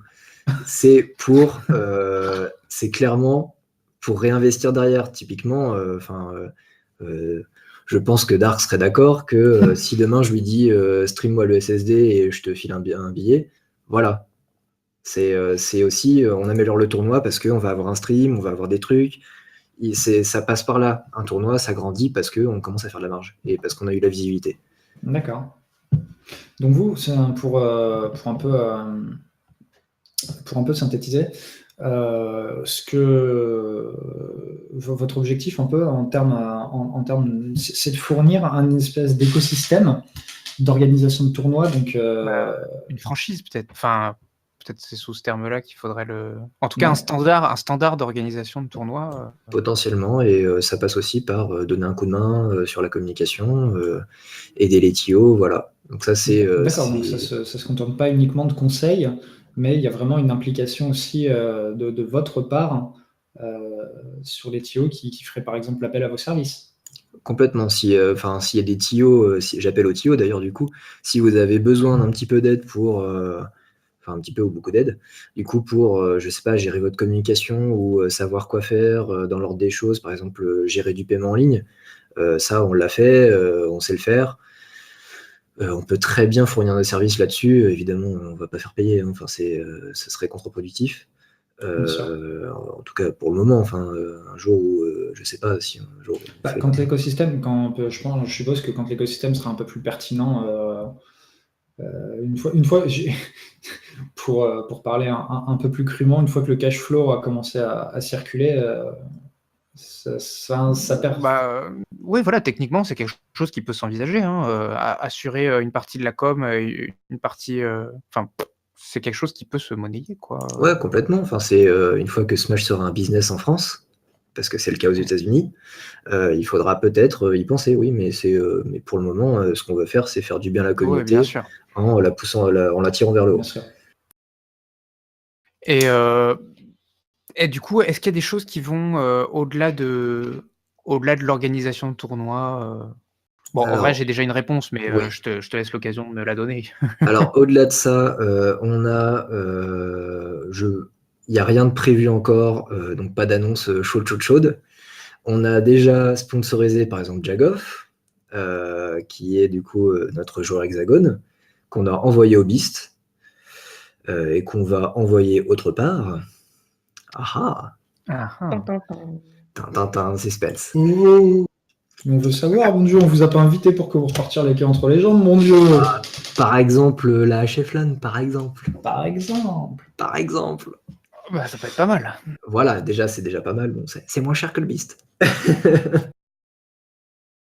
Oui, c'est sûr que c'est moins cher qu'on. Ouais, complètement. Et sinon, comme autre objectif, on va dire à court moyen terme, ce serait, en fait, on a un gros projet, ce serait de mettre en place un circuit français sur Melee. D'accord. Un vrai circuit, parce que on a nos X tournois annuels ou biannuels. On en fait quoi de ce truc? Parce que tous ces tournois, il y a peut-être un truc à faire. Faire un petit truc un peu plus global où les joueurs s'y retrouvent, ou je sais pas, enfin. Du coup, par exemple, quelque chose avec un système de points, avec à la fin un tournoi avec qualification, donc enfin obligé de passer par Des badges. Très potentiellement, des voilà, badges. des badges. En Et, fait, vous allez rouvrir. Putain, attends, je suis obligé de me connecter. La Smash League, voilà, la Smash League du Cube Forum. Oh, ça, j'étais pas là, désolé. Ah, mais personne n'était là. Biologie. Alors, j'aimerais d'ailleurs, à ce propos, rappeler à toute la France, tous ceux qui nous écoutent, que Norage, la seule arène n'ayant jamais été prise, était celle de Dijon. Bon, en partie Voilà, parce que c'était un match de team et qu'il a été impossible de réunir Darko et Benoît dans la même pièce pendant toute la durée. Je vois. Non, par Voilà, contre, en vérité, ton histoire de circuit, moi personnellement, ça me tease énormément et ça me chauffe énormément. Mais fais gaffe, hein, parce que ça fait des années que j'entends parler de promesses de circuit en France et je te promets que je t'attends au tournant, mon gars. Alors là, Hexagone, je vous attends au tournant. C'est de pas tomber dans l'oreille d'un sourd, l'histoire de circuit. Attention. T'inquiète pas, c'est un capable truc de faire qu'on des veut. réunions régulières, on est capable de faire un circuit Smash français. Voilà, Et du coup- c'est un truc qu'on veut vraiment faire, mais on est encore en train de discuter des détails sur avec qui on bosserait. Donc, si jamais on a des TO qui écoutent et qui veulent rejoindre un potentiel circuit, venez nous voir. On est gentils. Allez le voir. Prenez votre temps, mais attention, je vous ai au tournant. On a déjà mis la carotte du circuit bien trop de fois, on n'en a jamais vu la couleur. Attention. En fait, on est conscient de ce truc-là avec toutes les histoires de Nintendo. Enfin voilà, ils ont déjà essayé, ça s'est pas bien passé. En gros, on prend notre temps, on fait les choses bien, comme d'habitude. Enfin, c'est vraiment notre but. Et on est en train de vraiment réfléchir fort à quels seraient les tenants et aboutissants de ce tournoi au-delà d'un ranking annuel ou par saison. D'accord. Et toi, Léa, tu parlais de badge tout à l'heure pour assurer la com. Donc, qu'est-ce que tu entendais par là? Est-ce qu'on va vraiment pouvoir collectionner les badges? Moi, ça m'intéresse. Non, alors ça, par contre, c'était vraiment une blague. C'est un truc qui m'était venu à l'esprit il y a quelque temps. J'en avais parlé avec Bessid et Bessid m'avait raconté que ça avait été effectivement quelque chose qui s'était fait, ou du moins qui avait tenté de se faire. Et Je j'avais pourrais en été reparler de ça. over enthousiasmé par ce truc. Je trouvais que c'était vraiment une idée géniale et je suis vraiment très très frustré que ça ait En fait, un peu avorté. l'idée derrière la Smash League, c'était. Alors, c'est vraiment vérifié, mais je suis absolument convaincu qu'à la base, ça part d'un délire entre Willy et moi. Et à l'époque, Des gens bien. au Cube Forum, C'était les premiers jours de la chatbox. Béni de son passage. Et en fait, mine de rien, ça avait plu aux gens. Et du coup, c'est Sloka qui avait organisé ça, qui avait pris de son temps, encore une fois, béni ce Sloka, pour vraiment aller voir tout le monde et démarcher totalement tout le monde. Et du coup, genre, chaque arène avait des règles particulières. Donc, par exemple, je sais plus, à Paris, quand je jouais contre Mastergorn, il y avait une histoire de match en pièces, de 2 pièces match. À Dijon, il y avait des doubles avec des règles particulières, je crois. Enfin, et du coup, c'était vraiment un truc qui était vachement bien. Et un des premiers, pour le coup, qui avait fait un peu le tour de la France pour avoir tous les badges, c'était Belia, je crois, déjà à l'époque. Il n'y avait pas Jim aussi? Il y avait Jim aussi, mais Jim, il n'avait pas pu. Enfin, genre, Jim et Belia, ils en avaient beaucoup des badges. Je sais plus quel Lyonnais aussi de l'époque, c'était pas mal déplacé. Je crois que c'était toi, François, non? Alors moi j'avais essayé, puis j'ai affronté Soka de la cascade Tussum, et leur règle à eux, c'était il y avait toute leur crew qui était derrière et qui t'insultait dans l'oreille et qui te hurlait dessus pendant que tu jouais contre un mec. À partir de ce moment-là, je me suis fait rouler dessus, j'ai abandonné. Oh là là. Mais non, enfin en tout cas c'était une belle aventure le temps que ça a duré. Du coup voilà, si jamais Hexagone souhaite des idées, n'hésitez pas. Ressusciter les arènes. Cette remarque a été prise en compte et sera étudiée prochainement. À la prochaine réunion. À la prochaine réunion. Qui aura lieu ce soir, comme tous les jours. Comme tous les jours. Tous les jours, alors, 23h, réunion Hexagone. C'est ça. Sinon, pour terminer sur le sujet, on a aussi comme mission, on va dire, de envoyer des joueurs via crowdfunding ou pas, si jamais il y a un besoin de faire parler de certains joueurs, parce que notre scène, elle est bien mignonne si elle est très bien organisée, mais si on entend parler de personne, la scène française n'existe pas. C'est bien vrai. Et donc, de fuck is Belia, quoi. C'est un peu ça, et donc du coup, je pense que c'est une mission importante aussi que les organismes au sein de la communauté soient aussi vecteurs d'exposition pour les joueurs. Ouais. Du coup, en fait, je suppose que tout ça passe par un espèce de processus de partenariat. Est-ce que vous avez, je sais pas, moi, par exemple, des critères de sélection, des critères d'exigence, des critères de pertinence, je suppose, pour choisir vos partenaires? Est-ce que tout le monde est libre un peu de vous contacter, je suppose, mais comment vous organisez un peu plus ça concrètement? Voilà, tout le monde est libre de contacter, évidemment, mais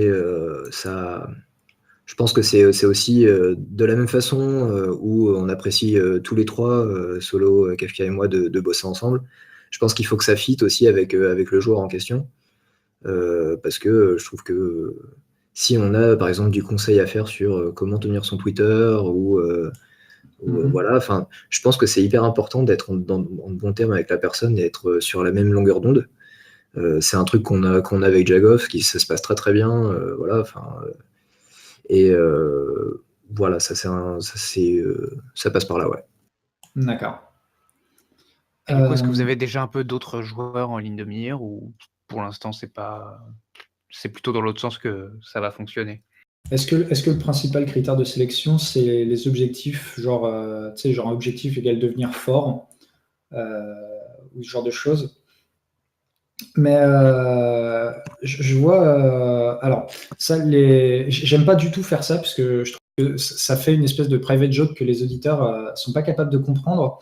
Mais alors là, on voit par exemple Foster qui à l'heure actuelle est en train de hurler à l'écrit qu'il signe et il suce pour que Hexagone l'envoie quelque part.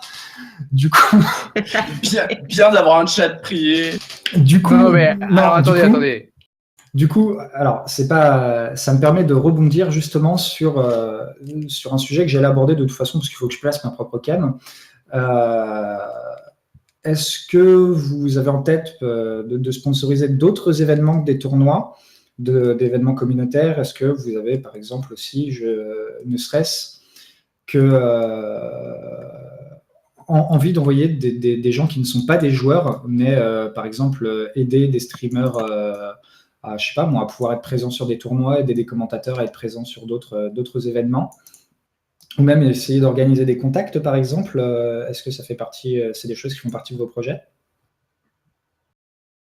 Alors, en ce qui concerne autre que des joueurs, pour l'instant, c'est pas dans les plans, mais D'accord. j'ai l'impression que tu veux aller à la HF. Moi? Voilà, je sais pas, hein.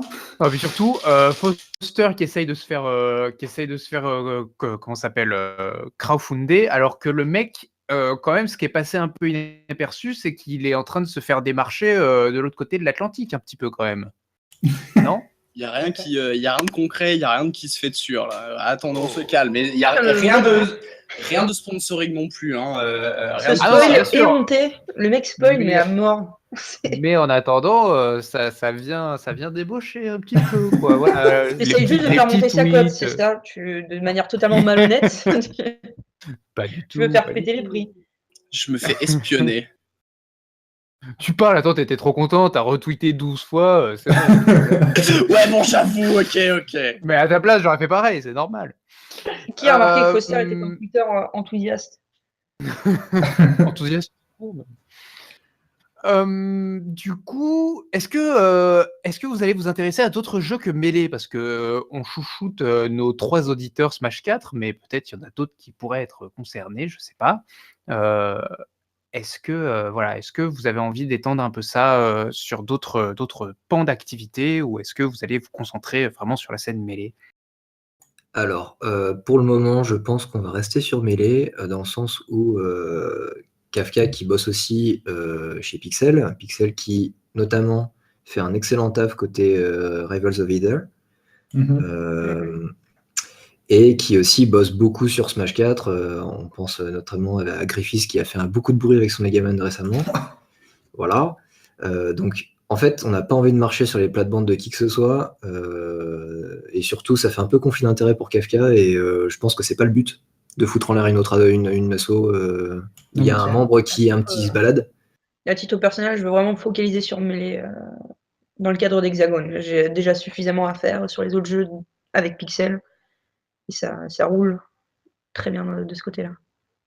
Ouais, donc voilà, je pense que c'est. Et de toute manière, pour une association qui se lance, je pense que c'est très bien de se focaliser sur un seul sujet. Oui. Et surtout qu'on a beaucoup de taf là-dessus. Donc voilà. D'accord. Bah, de toute façon, voilà, ça n'écarte rien dans un futur à plus long terme. Hein. Exactement. Vous avez tout à fait raison de prendre cette priorité-là. Alors, je prends mon petit post-it là avec les petits mots-clés écrits dessus. J'ai écrit il en reste une. Que j'ai écrit en capital majuscule, capital verrouillé sur mon post-it. La thune, souligné 3 fois. Alors, bon, je ne sais pas à quel point vous voulez en parler, vous pouvez en parler. Voilà, qu'est-ce que vous avez prévu d'un point de vue financier? Voilà, quels sont, en gros, bon, vous nous avez parlé un peu des sorties possibles d'argent. Comment est-ce que peut-être vous espérez le faire rentrer? Qu'est-ce que vous prévoyez de ce côté-là? Est-ce qu'il y a des choses prévues de ce côté-là? Vous avez parlé un peu de crowdfunding. Est-ce que par exemple, le crowdfunding, c'est une solution que vous organisez, que vous envisagez pour d'autres sujets qu'envoyer un joueur à un tournoi, par exemple? Est-ce que ça passe par, je sais pas moi, crowdfunder, faire de la pub pour crowdfunder un tel X cash prize, ce genre de choses? Alors potentiellement, on est sur des pistes qui sont similaires sur pour le circuit, par exemple. D'accord. C'est une des pistes sur lesquelles on bosse. Sinon, comme je disais, écosystème un petit peu en bonne santé, où on a des tournois qui vont faire de la marge, et ça peut permettre de financer d'autres mesures qui concernent soit le tournoi spécifiquement, en priorité évidemment, soit financer les projets d'association, ou je sais pas. Donc ça, on verra ça un peu plus tard. Pour l'instant, par exemple, le SSD, on va garder les fonds pour le SSD, parce que il n'y a aucune raison pour qu'on l'utilise autre part. Non, puis il ne s'agit pas non plus de saboter vos propres projets. Hein. Exactement.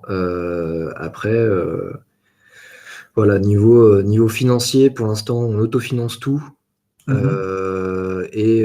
sinon, comme dit Solo sur le stream, on accepte tous les dons, puisque nous sommes une association, et donc on accepte les dons qui ouvrent une remise d'impôt pour les gens dans la vie active. Donc ça peut On être les pas mal. accepte vraiment, il y a pas de... On les accepte. C'est pas une blague. On les accepte. En plus, c'est On vraiment prend pas une blague. vraiment votre argent. Il y a pas de, c'est pas une arnaque. Attention. Donc on D'accord, peut vous très faire une petite remise d'impôt. Sinon, ouais, voilà, je pense que ça. Pour faire simple, on autofinance et on cherche des pistes de financement qui font partie aussi d'un objectif très long terme. Je peux en parler si vous voulez, mais C'était une question parmi tant d'autres, hein. Ça dépend, c'est plus à vous de choisir si vous voulez en parler ou pas, hein. en soi, on veut en parler, mais est-ce que D'accord. ça couvre une autre question ou pas? Non, vas-y. Non, fait. Alors, dans en fait, on a un seul objectif très long terme, c'est que la scène mêlée. Domination mondiale. Ouais, ça c'est pas mal, ouais. Mais que la scène mêlée en France, on puisse avoir des sponsors commerciaux qui investissent dans la scène, que ce soit sur des joueurs, que ce soit sur des streamers, comme Forward Smash par exemple, ou je sais pas, enfin n'importe quoi, un tournoi qui est sponsorisé par Red Bull, ou je sais pas quoi. Mais je pense que si on a des structures qui sont des entreprises qui s'intéressent au jeu, ça peut faire que du bien. Bien sûr. Mais on pense vraiment que ça, comme c'est un objectif très long terme, en fait, on a beaucoup de travail à faire pour mettre tout ça au carré avant. Parce que je pense qu'on ne peut pas présenter à des entreprises notre scène dans l'état dans lequel elle est maintenant. Ça le fait pas. Ouais, bah, comme tu le disais, ça sous-tend une autre question, hein, la question du sponsoring, la question de maturité de la scène. Donc c'est vrai que c'est un espèce de, je dirais, de cercle vertueux, dans le sens où c'est en professionnalisant la scène qu'on va pouvoir la professionnaliser plus. Et c'est vrai qu'à ce niveau-là, démarcher des sponsors, c'est une bonne optique. Après, je suis... Bon, là, tu vois, tu as choisi un bon mot, et du coup, je ne vais pas râler. Tu as parlé de sponsors commerciaux. Et du coup, c'est un bon choix de mots, parce qu'on se trompe beaucoup en France sur le rôle d'un sponsor. D'un seul coup, quand on parle de sponsor, on crie à l'argent. Et c'est vrai que c'est pas quelque chose qu'on a de droit. Pour que les gens nous donnent de l'argent, il faut être intéressant. Exactement. Et ça passe par tout mettre au carré avant. Donc que ce soit, en petite annonce, on va très bientôt publier un rule set hexagone. Oh. Et on va statuer sur des trucs rigolos, genre la Smashbox. D'accord, ah oui, donc c'est Voilà. vraiment quelque chose de réfléchi. Voilà, on est en train de faire on est en train de l'écrire, j'ai commencé aujourd'hui. En gros, pour faire très très simple et un peu spoiler, on se base vachement sur le rule set utilisé par Evo. Ouais. Et avec 2-3 petits twists, genre voilà, la Smashbox, les modifications de manette, sur quoi on joue. La Wavebird, voilà, ça dégage. Enfin, plein de choses. Les Neoya, les CUL, les écrans LCD, le no-lag, etc. On va statuer sur plein de trucs. D'accord. Et donc libre au TIO d'utiliser notre rule-set ou pas, de nous mentionner ou pas. C'est open source. D'accord. On parlait tout à l'heure un peu de différence d'opinion possible avec LFM, pour le meilleur et pour le pire. Est-ce que justement le rule set que vous proposez a des... Je suppose qu'on découvrira la publication, mais est-ce qu'il y a par exemple des différences majeures entre les deux rule sets, ou c'est plus je dirais un affinement de choses qu'on a déjà en place? Quels sont les bails? Alors, en plus des différences en termes de, on va dire, de matériel utilisé dans les tournois. D'accord. Voilà, donc tout ce qui est manette, écran, console, etc. Ça, c'est une chose, mais il y a aussi le déroulement du tournoi. C'est-à-dire que on pense sincèrement que notre DSR modifié, qui est, comme le nom l'indique, stupide, c'est-à-dire qu'on peut repique un stage qui a été stage tracké sur lequel on a gagné. Je trouve ça Ouais. absolument stupide en tant que joueur et en tant que TO parce que c'est pas juste. C'est-à-dire que moi, quand je joue Peach, la fameuse Peach, voilà. Main, tu veux dire. Non, c'est pas mon main, c'est Fox. Arrête. Quand je joue Peach, quand on fait le stage striking, il n'y a pas de mauvais stage quand on joue Peach. Ouais. Le premier stage est toujours avantageux parce que Peach, elle est bien sur FOD, elle est bien sur Dreamland, elle est bien un petit peu partout. Elle est bien sur FD. Donc déjà, quand on a 3 qui sont bien, ça veut dire qu'il y en a 2 qui sont strikés. Donc quoi qu'il arrive, tu arrives sur un truc bien. Et donc du coup, tu gagnes très probablement dessus. Et donc ça veut dire qu'après, si tu perds la deuxième, tu retournes. C'est Ouais. débile. C'est juste débile. C'est par exemple, je sais pas, et je pense que ça marche pour plusieurs autres personnages. Et je pense qu'il y a plein de gens qui perdent des sets qu'ils ne devraient pas perdre à cause de ça. Parce que ça sent un petit peu l'arnaque. Et donc, c'est une des règles au niveau déroulement qu'on veut complètement faire sauter parce que voilà, ça existe nulle part. C'est simple. Ça n'existe pas. Il n'y a qu'en France qu'on fait ça. Après, on a des différences en Europe, par exemple, aux Pays-Bas. Pokémon Stadium est un starter et FD est un corner pick. Très bien. Ouais. Mais ça, c'est pas hyper impactant. Enfin, si, c'est comment je pense mon stage tracking et mon match-up au départ. Bon. Oui, donc voilà, au final, il y a une véritable réflexion quand même sur le rule set. En même temps que la publication, je suppose que vous allez. Est-ce qu'il est prévu, par exemple, de donner les raisons qu'on pousse à réfléchir cette différenciation ou... Un genre Probablement. de papier blanc, quoi. Ouais, Ouais, je pense. De toute manière, il y a une introduction dans ce petit rule set.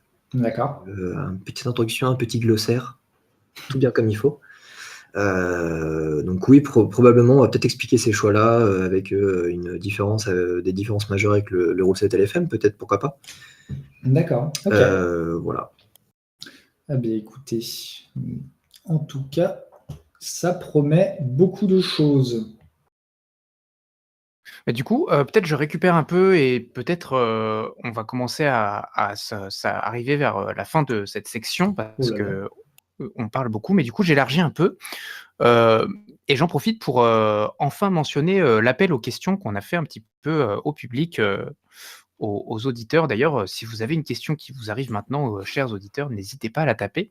Et donc on avait un petit peu prévu le coup, voilà, en demandant aux auditeurs s'ils avaient des questions à vous poser. Et quand même, la question qui est revenue assez fréquemment, c'est qu'est-ce que vous apportez par rapport à LFM? Alors, là, vous avez pas mal parlé. On a compris que vous engagiez pas forcément sur les mêmes territoires. Vous sponsorisez des joueurs, vous donnez des coups de main en com de tournois, etc. C'est pas forcément le même rôle, mais il y a aussi des rôles sur lesquels vous venez marcher un petit peu sur les plates-bandes.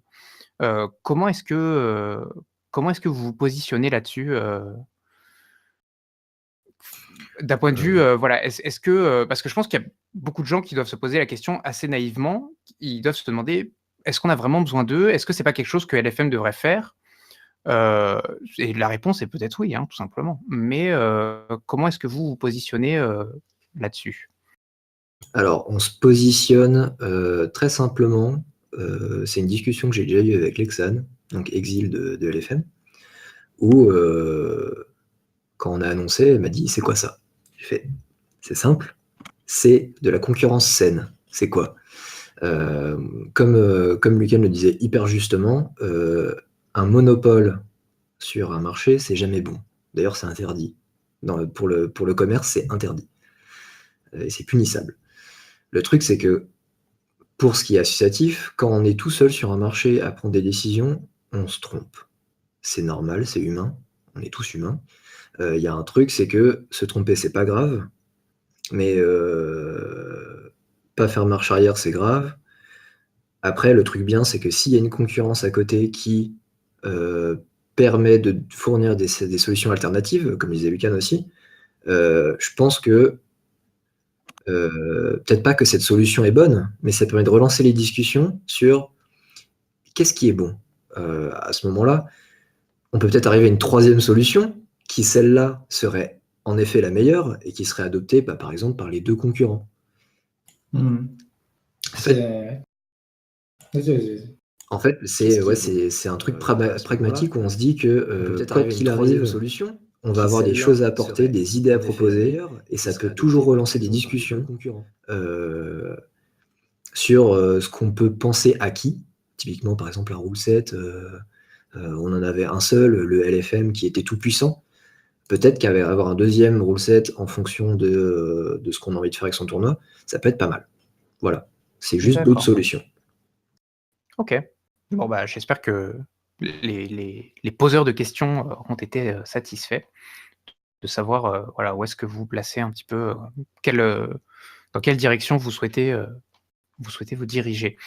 Oui, direction, diriger, je me répète, ok, c'est bon, les mots me manquent, ce n'est pas grave. Foster, est-ce que tu nous as prévu un petit truc pour des tournois à venir? Je passe du coq à l'âne, ce qui n'a jamais fait plaisir à la poule. Allô, Foster? Tu sais très bien que oui, voyons.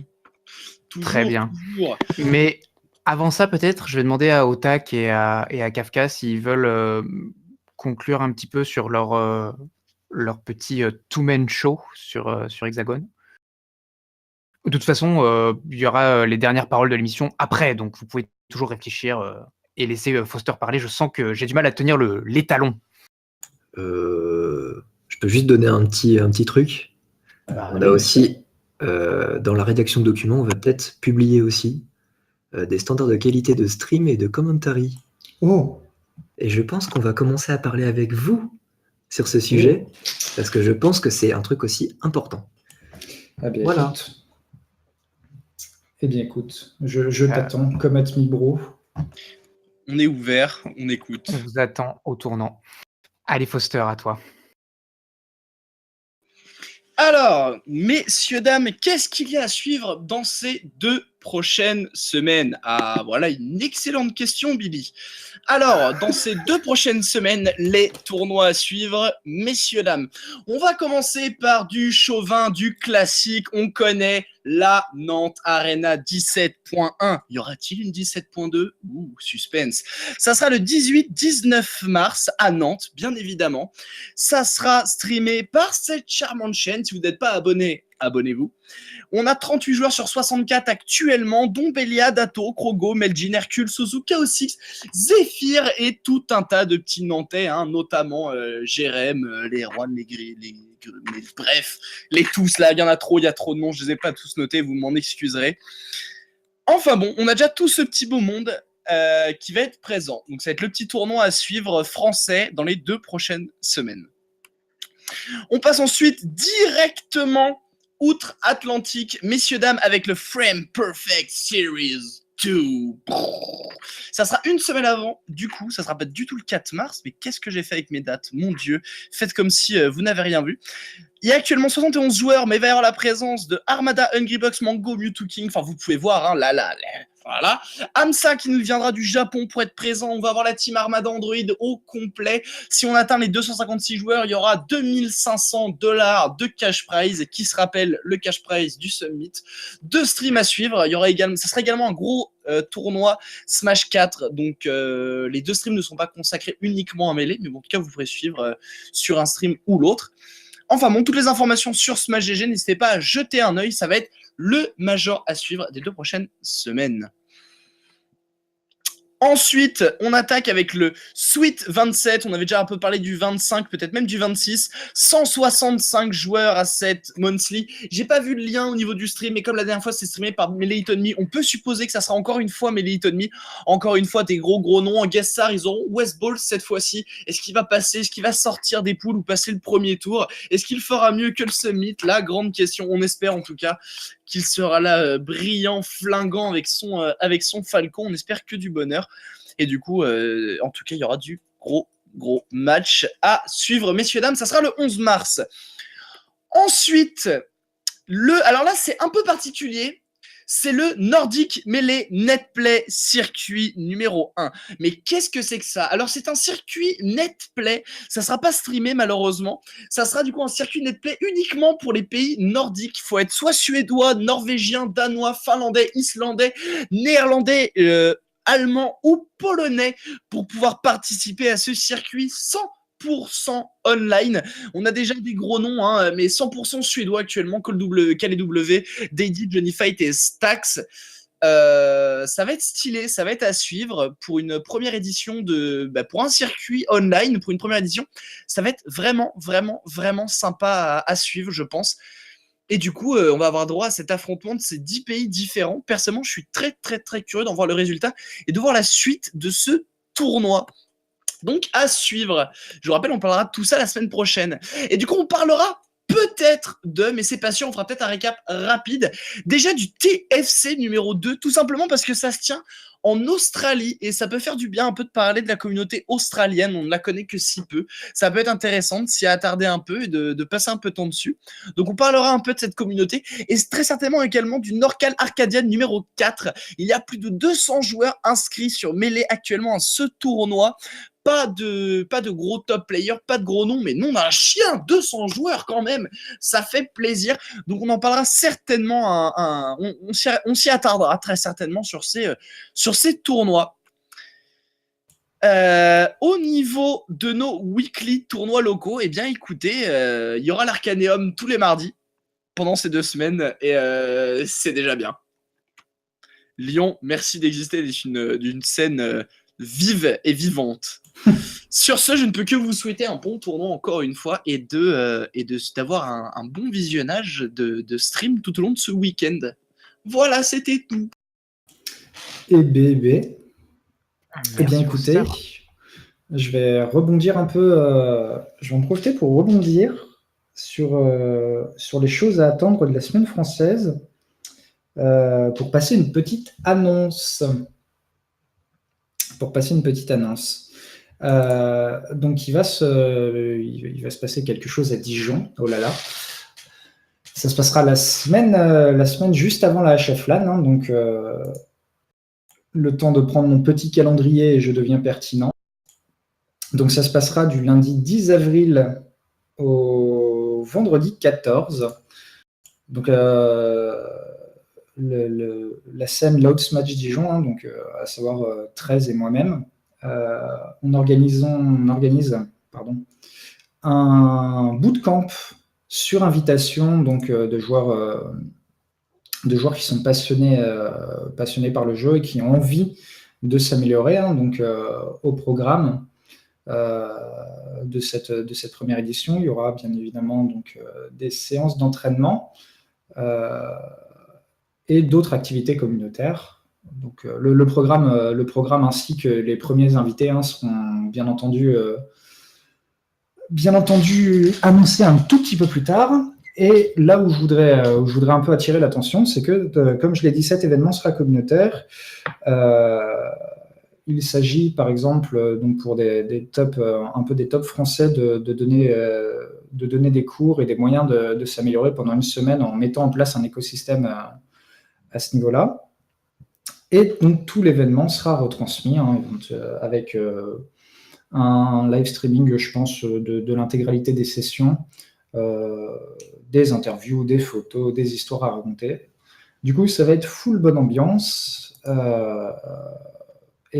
Suivez bien les annonces de ce côté-là, ça devrait arriver dans vraiment pas longtemps. Voilà. La population de Dijon qui va doubler à l'occasion de ce tournoi. Est-ce que tu nous parlerais pas d'une espèce de Smash Summit français par hasard? Je parle de l'exact contraire d'un Smash Summit français. On n'invite pas les gens qui sont bons, on invite les gens qui veulent get good, parce qu'on pense pas assez à eux. Oui, les pauvres.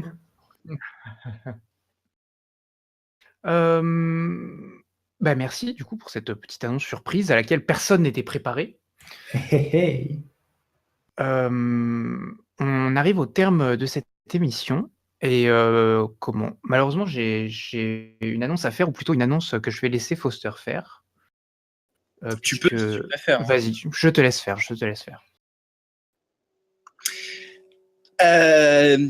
Alors du coup, on est désolé parce qu'on était dans une ambiance un peu guillerette là tout le long de cette émission. Là, on va parler un peu sérieux et un peu très sérieux parce qu'on va parler vie humaine. Pour ceux qui avaient suivi un peu du coup l'actualité du Beast, du Beast 7, où il y a eu un petit problème durant le tournoi, petit pour le tournoi, mais gros pour les personnes sur place et gros pour la personne à qui c'est arrivé. On a malheureusement un joueur, Ministry, qui est venu régulièrement à beaucoup de nos tournois français. Il était présent depuis très très longtemps, notamment au Vaux-Bordelais, qui a malheureusement fait une attaque cardiaque lors du Beast 7. La bonne nouvelle, c'est qu'il va mieux. Ça faisait très très très peur durant le tournoi et post-tournoi. On ne savait pas beaucoup ce qui allait se passer ni rien. Il va mieux aujourd'hui, mais cependant, il a vraiment, vraiment, vraiment besoin de votre aide et besoin de toute la communauté pour lui filer un coup de main. Cet homme qui est canadien de base est actuellement à Gothenburg et manque d'assurance, n'a pas d'assurance maladie internationale. Et malheureusement, son souci requiert opération du cœur, donc des opérations qui sont difficiles, coûteuses.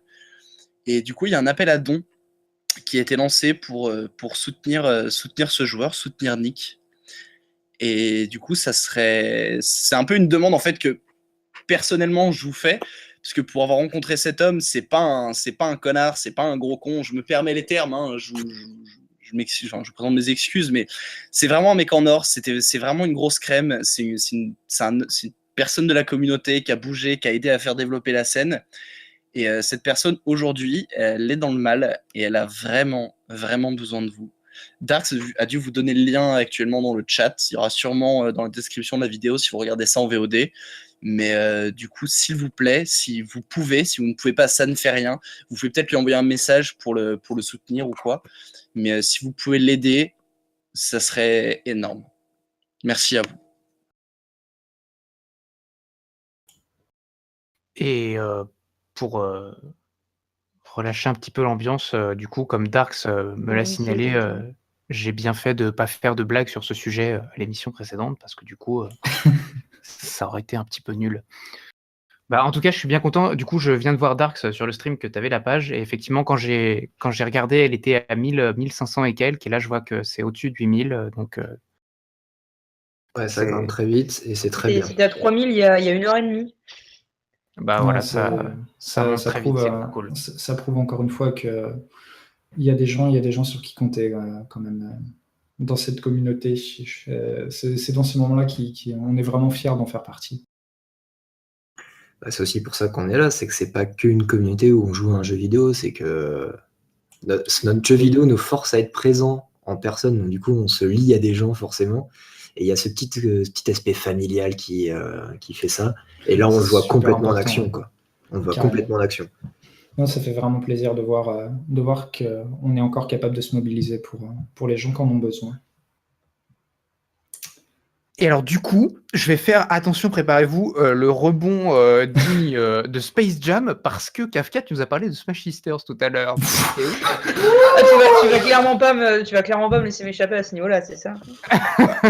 Non, en fait, je reviens vers toi parce que je suis tombé, sûrement, je sais pas, sur Twitter ou un truc comme ça. J'ai sous les yeux une vidéo en fait qui est en l'honneur du premier anniversaire de Smash Sisters. Mais alors, du coup, j'ai aucune idée de quand est la vraie date, parce que la vidéo date du 3 février, mais c'était peut-être plus tôt que ça. Mais avec donc, comment elle s'appelle, Milky, qui est interviewée par Tafokins. D'ailleurs, si vous voulez, je peux vous mettre le lien, puisque je ne l'ai pas encore regardé, mais j'ai l'onglet ouvert. Je vous mets le lien dans le chat. Du coup, voilà, qu'est-ce que tu avais à nous dire à ce sujet Au sujet de la vidéo, parce que si c'est une demande quant à la date d'anniversaire, j'en ai pas la moindre idée. Non, c'était l'occasion de faire... du coup, le Genesis 4, ça devait être ça, je pense que c'était l'occasion, du coup. Ça doit être ça. Je pense que c'est un bon prétexte pour fêter le truc. Voilà, alors est-ce que... quel était ton message de tout à l'heure que tu as à grand mal contenu jusqu'à maintenant?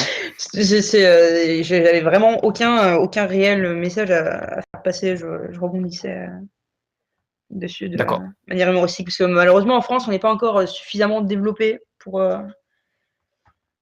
réellement proposer des choses concrètes. Donc, on essaie de s'organiser avec les filles pour apporter du contenu lors des événements et des modes d'action qui pourraient permettre de donner plus de visibilité aux filles et de la communauté. Mais D'accord. pour le moment, il n'y a vraiment rien de concret mis en place. Et du coup, est-ce que c'est quelque chose peut-être auquel tu voudrais donner un petit coup de pouce au travers Ah oui, alors là, d'Hexagone complètement, vraiment énormément à ce niveau-là. Je proposais déjà régulièrement à mes camarades femelles des coups de pouce quand elles n'avaient pas les moyens d'aller à des tournois. Donc, je pense clairement profiter de cette structure pour Ouais, donner bah, bien sûr, un petit, c'est faire un l'occasion. petit bond en avant sur le projet. Ok, d'accord. Bah écoutez, voilà, allez regarder cette vidéo, même si je n'ai pour l'instant aucune idée de ce qu'elle contient, mais bon, a priori, à partir du moment où c'est une interview des fondatrices, je pense qu'on peut difficilement trouver mieux comme source On pour pourrait être difficilement pour plus s'informer pertinent. à ce sujet. Bah écoutez, merci beaucoup pour votre présence ici avec nous ce soir, pour être venu vous soumettre à l'exercice difficile de l'interrogatoire pointilleux de notre équipe. Non, je plaisante, ça va, on est cool quand même. C'était pas si dur que ça. Bon, Vous là, êtes on carrément on cool. était gentils. Vous êtes carrément Ça cool. va. Franchement, vous verriez le nombre de questions qu'on a rayées parce que clairement, c'était absolument pas diffusable. Bon, non, je plaisante. Donc, on arrive au terme de cette émission après quand même 1h50, 1h50 d'émission. On a enlevé tous les safeguards, toutes les limites habituelles. Est-ce que vous auriez peut-être des derniers messages à faire passer à nos auditeurs? Merci de nous avoir écoutés. C'était un plaisir d'être ici avec vous tous. C'était vraiment un plaisir. Bébé. Et on a eu enfin de vive voix l'occasion d'expliquer notre vision, Présenter un peu le projet. ce qu'on voulait faire. Salut, c'est nous. Voilà. Donc merci à vous. Merci d'avoir écouté. Abonnez-vous. Mais de rien. Oui, je dis de rien de la part des auditeurs, parce que voilà, je m'identifie absolument à eux. Eh bien, écoutez, on va terminer l'émission là-dessus. Donc, merci Lucan, merci Foster, merci nos invités. Merci à Kafka. tous. Merci Otak, merci Solo, qui n'est pas là, mais qui était là en esprit quand même, parce que c'est un petit peu son bébé à lui. Il est bien à Dubaï là. Tu peux clairement le remercier de pas être là. Hein. Putain, ça aurait été le bordel avec lui en plus. Ouais, non, déjà deux. T'imagines, voilà. il aurait parlé et tout. Oh là On n'est pas là là pour ça. Hein. Je pense que avant de faire des émissions à 3 invités, on va peut-être attendre. T'imagines, le mec, il aurait été assuré et tout, il aurait dit des trucs pertinents. Non. Ouais, puis clairement, on se doute que c'est le cerveau derrière Hexagone, quoi. Enfin, j'espère. C'est le seul livre, hein, on se rappelle la remarque sur la MBTI. Voilà, c'est le seul E et J.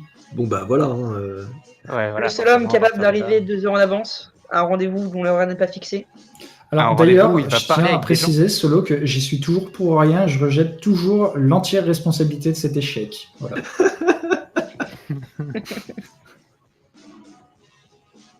Bon, eh bien, écoutez, en tout cas, moi pour ma part, merci de vous être soumis un peu à l'exercice que l'on vous proposait. C'est un réel plaisir d'échanger avec vous sur votre projet. Et bonne chance dans vos réalisations, bonne chance pour la suite. Et puis, en espérant avoir des nouvelles d'Hexagone le plus rapidement possible. Ouais. Merci beaucoup et Konzi.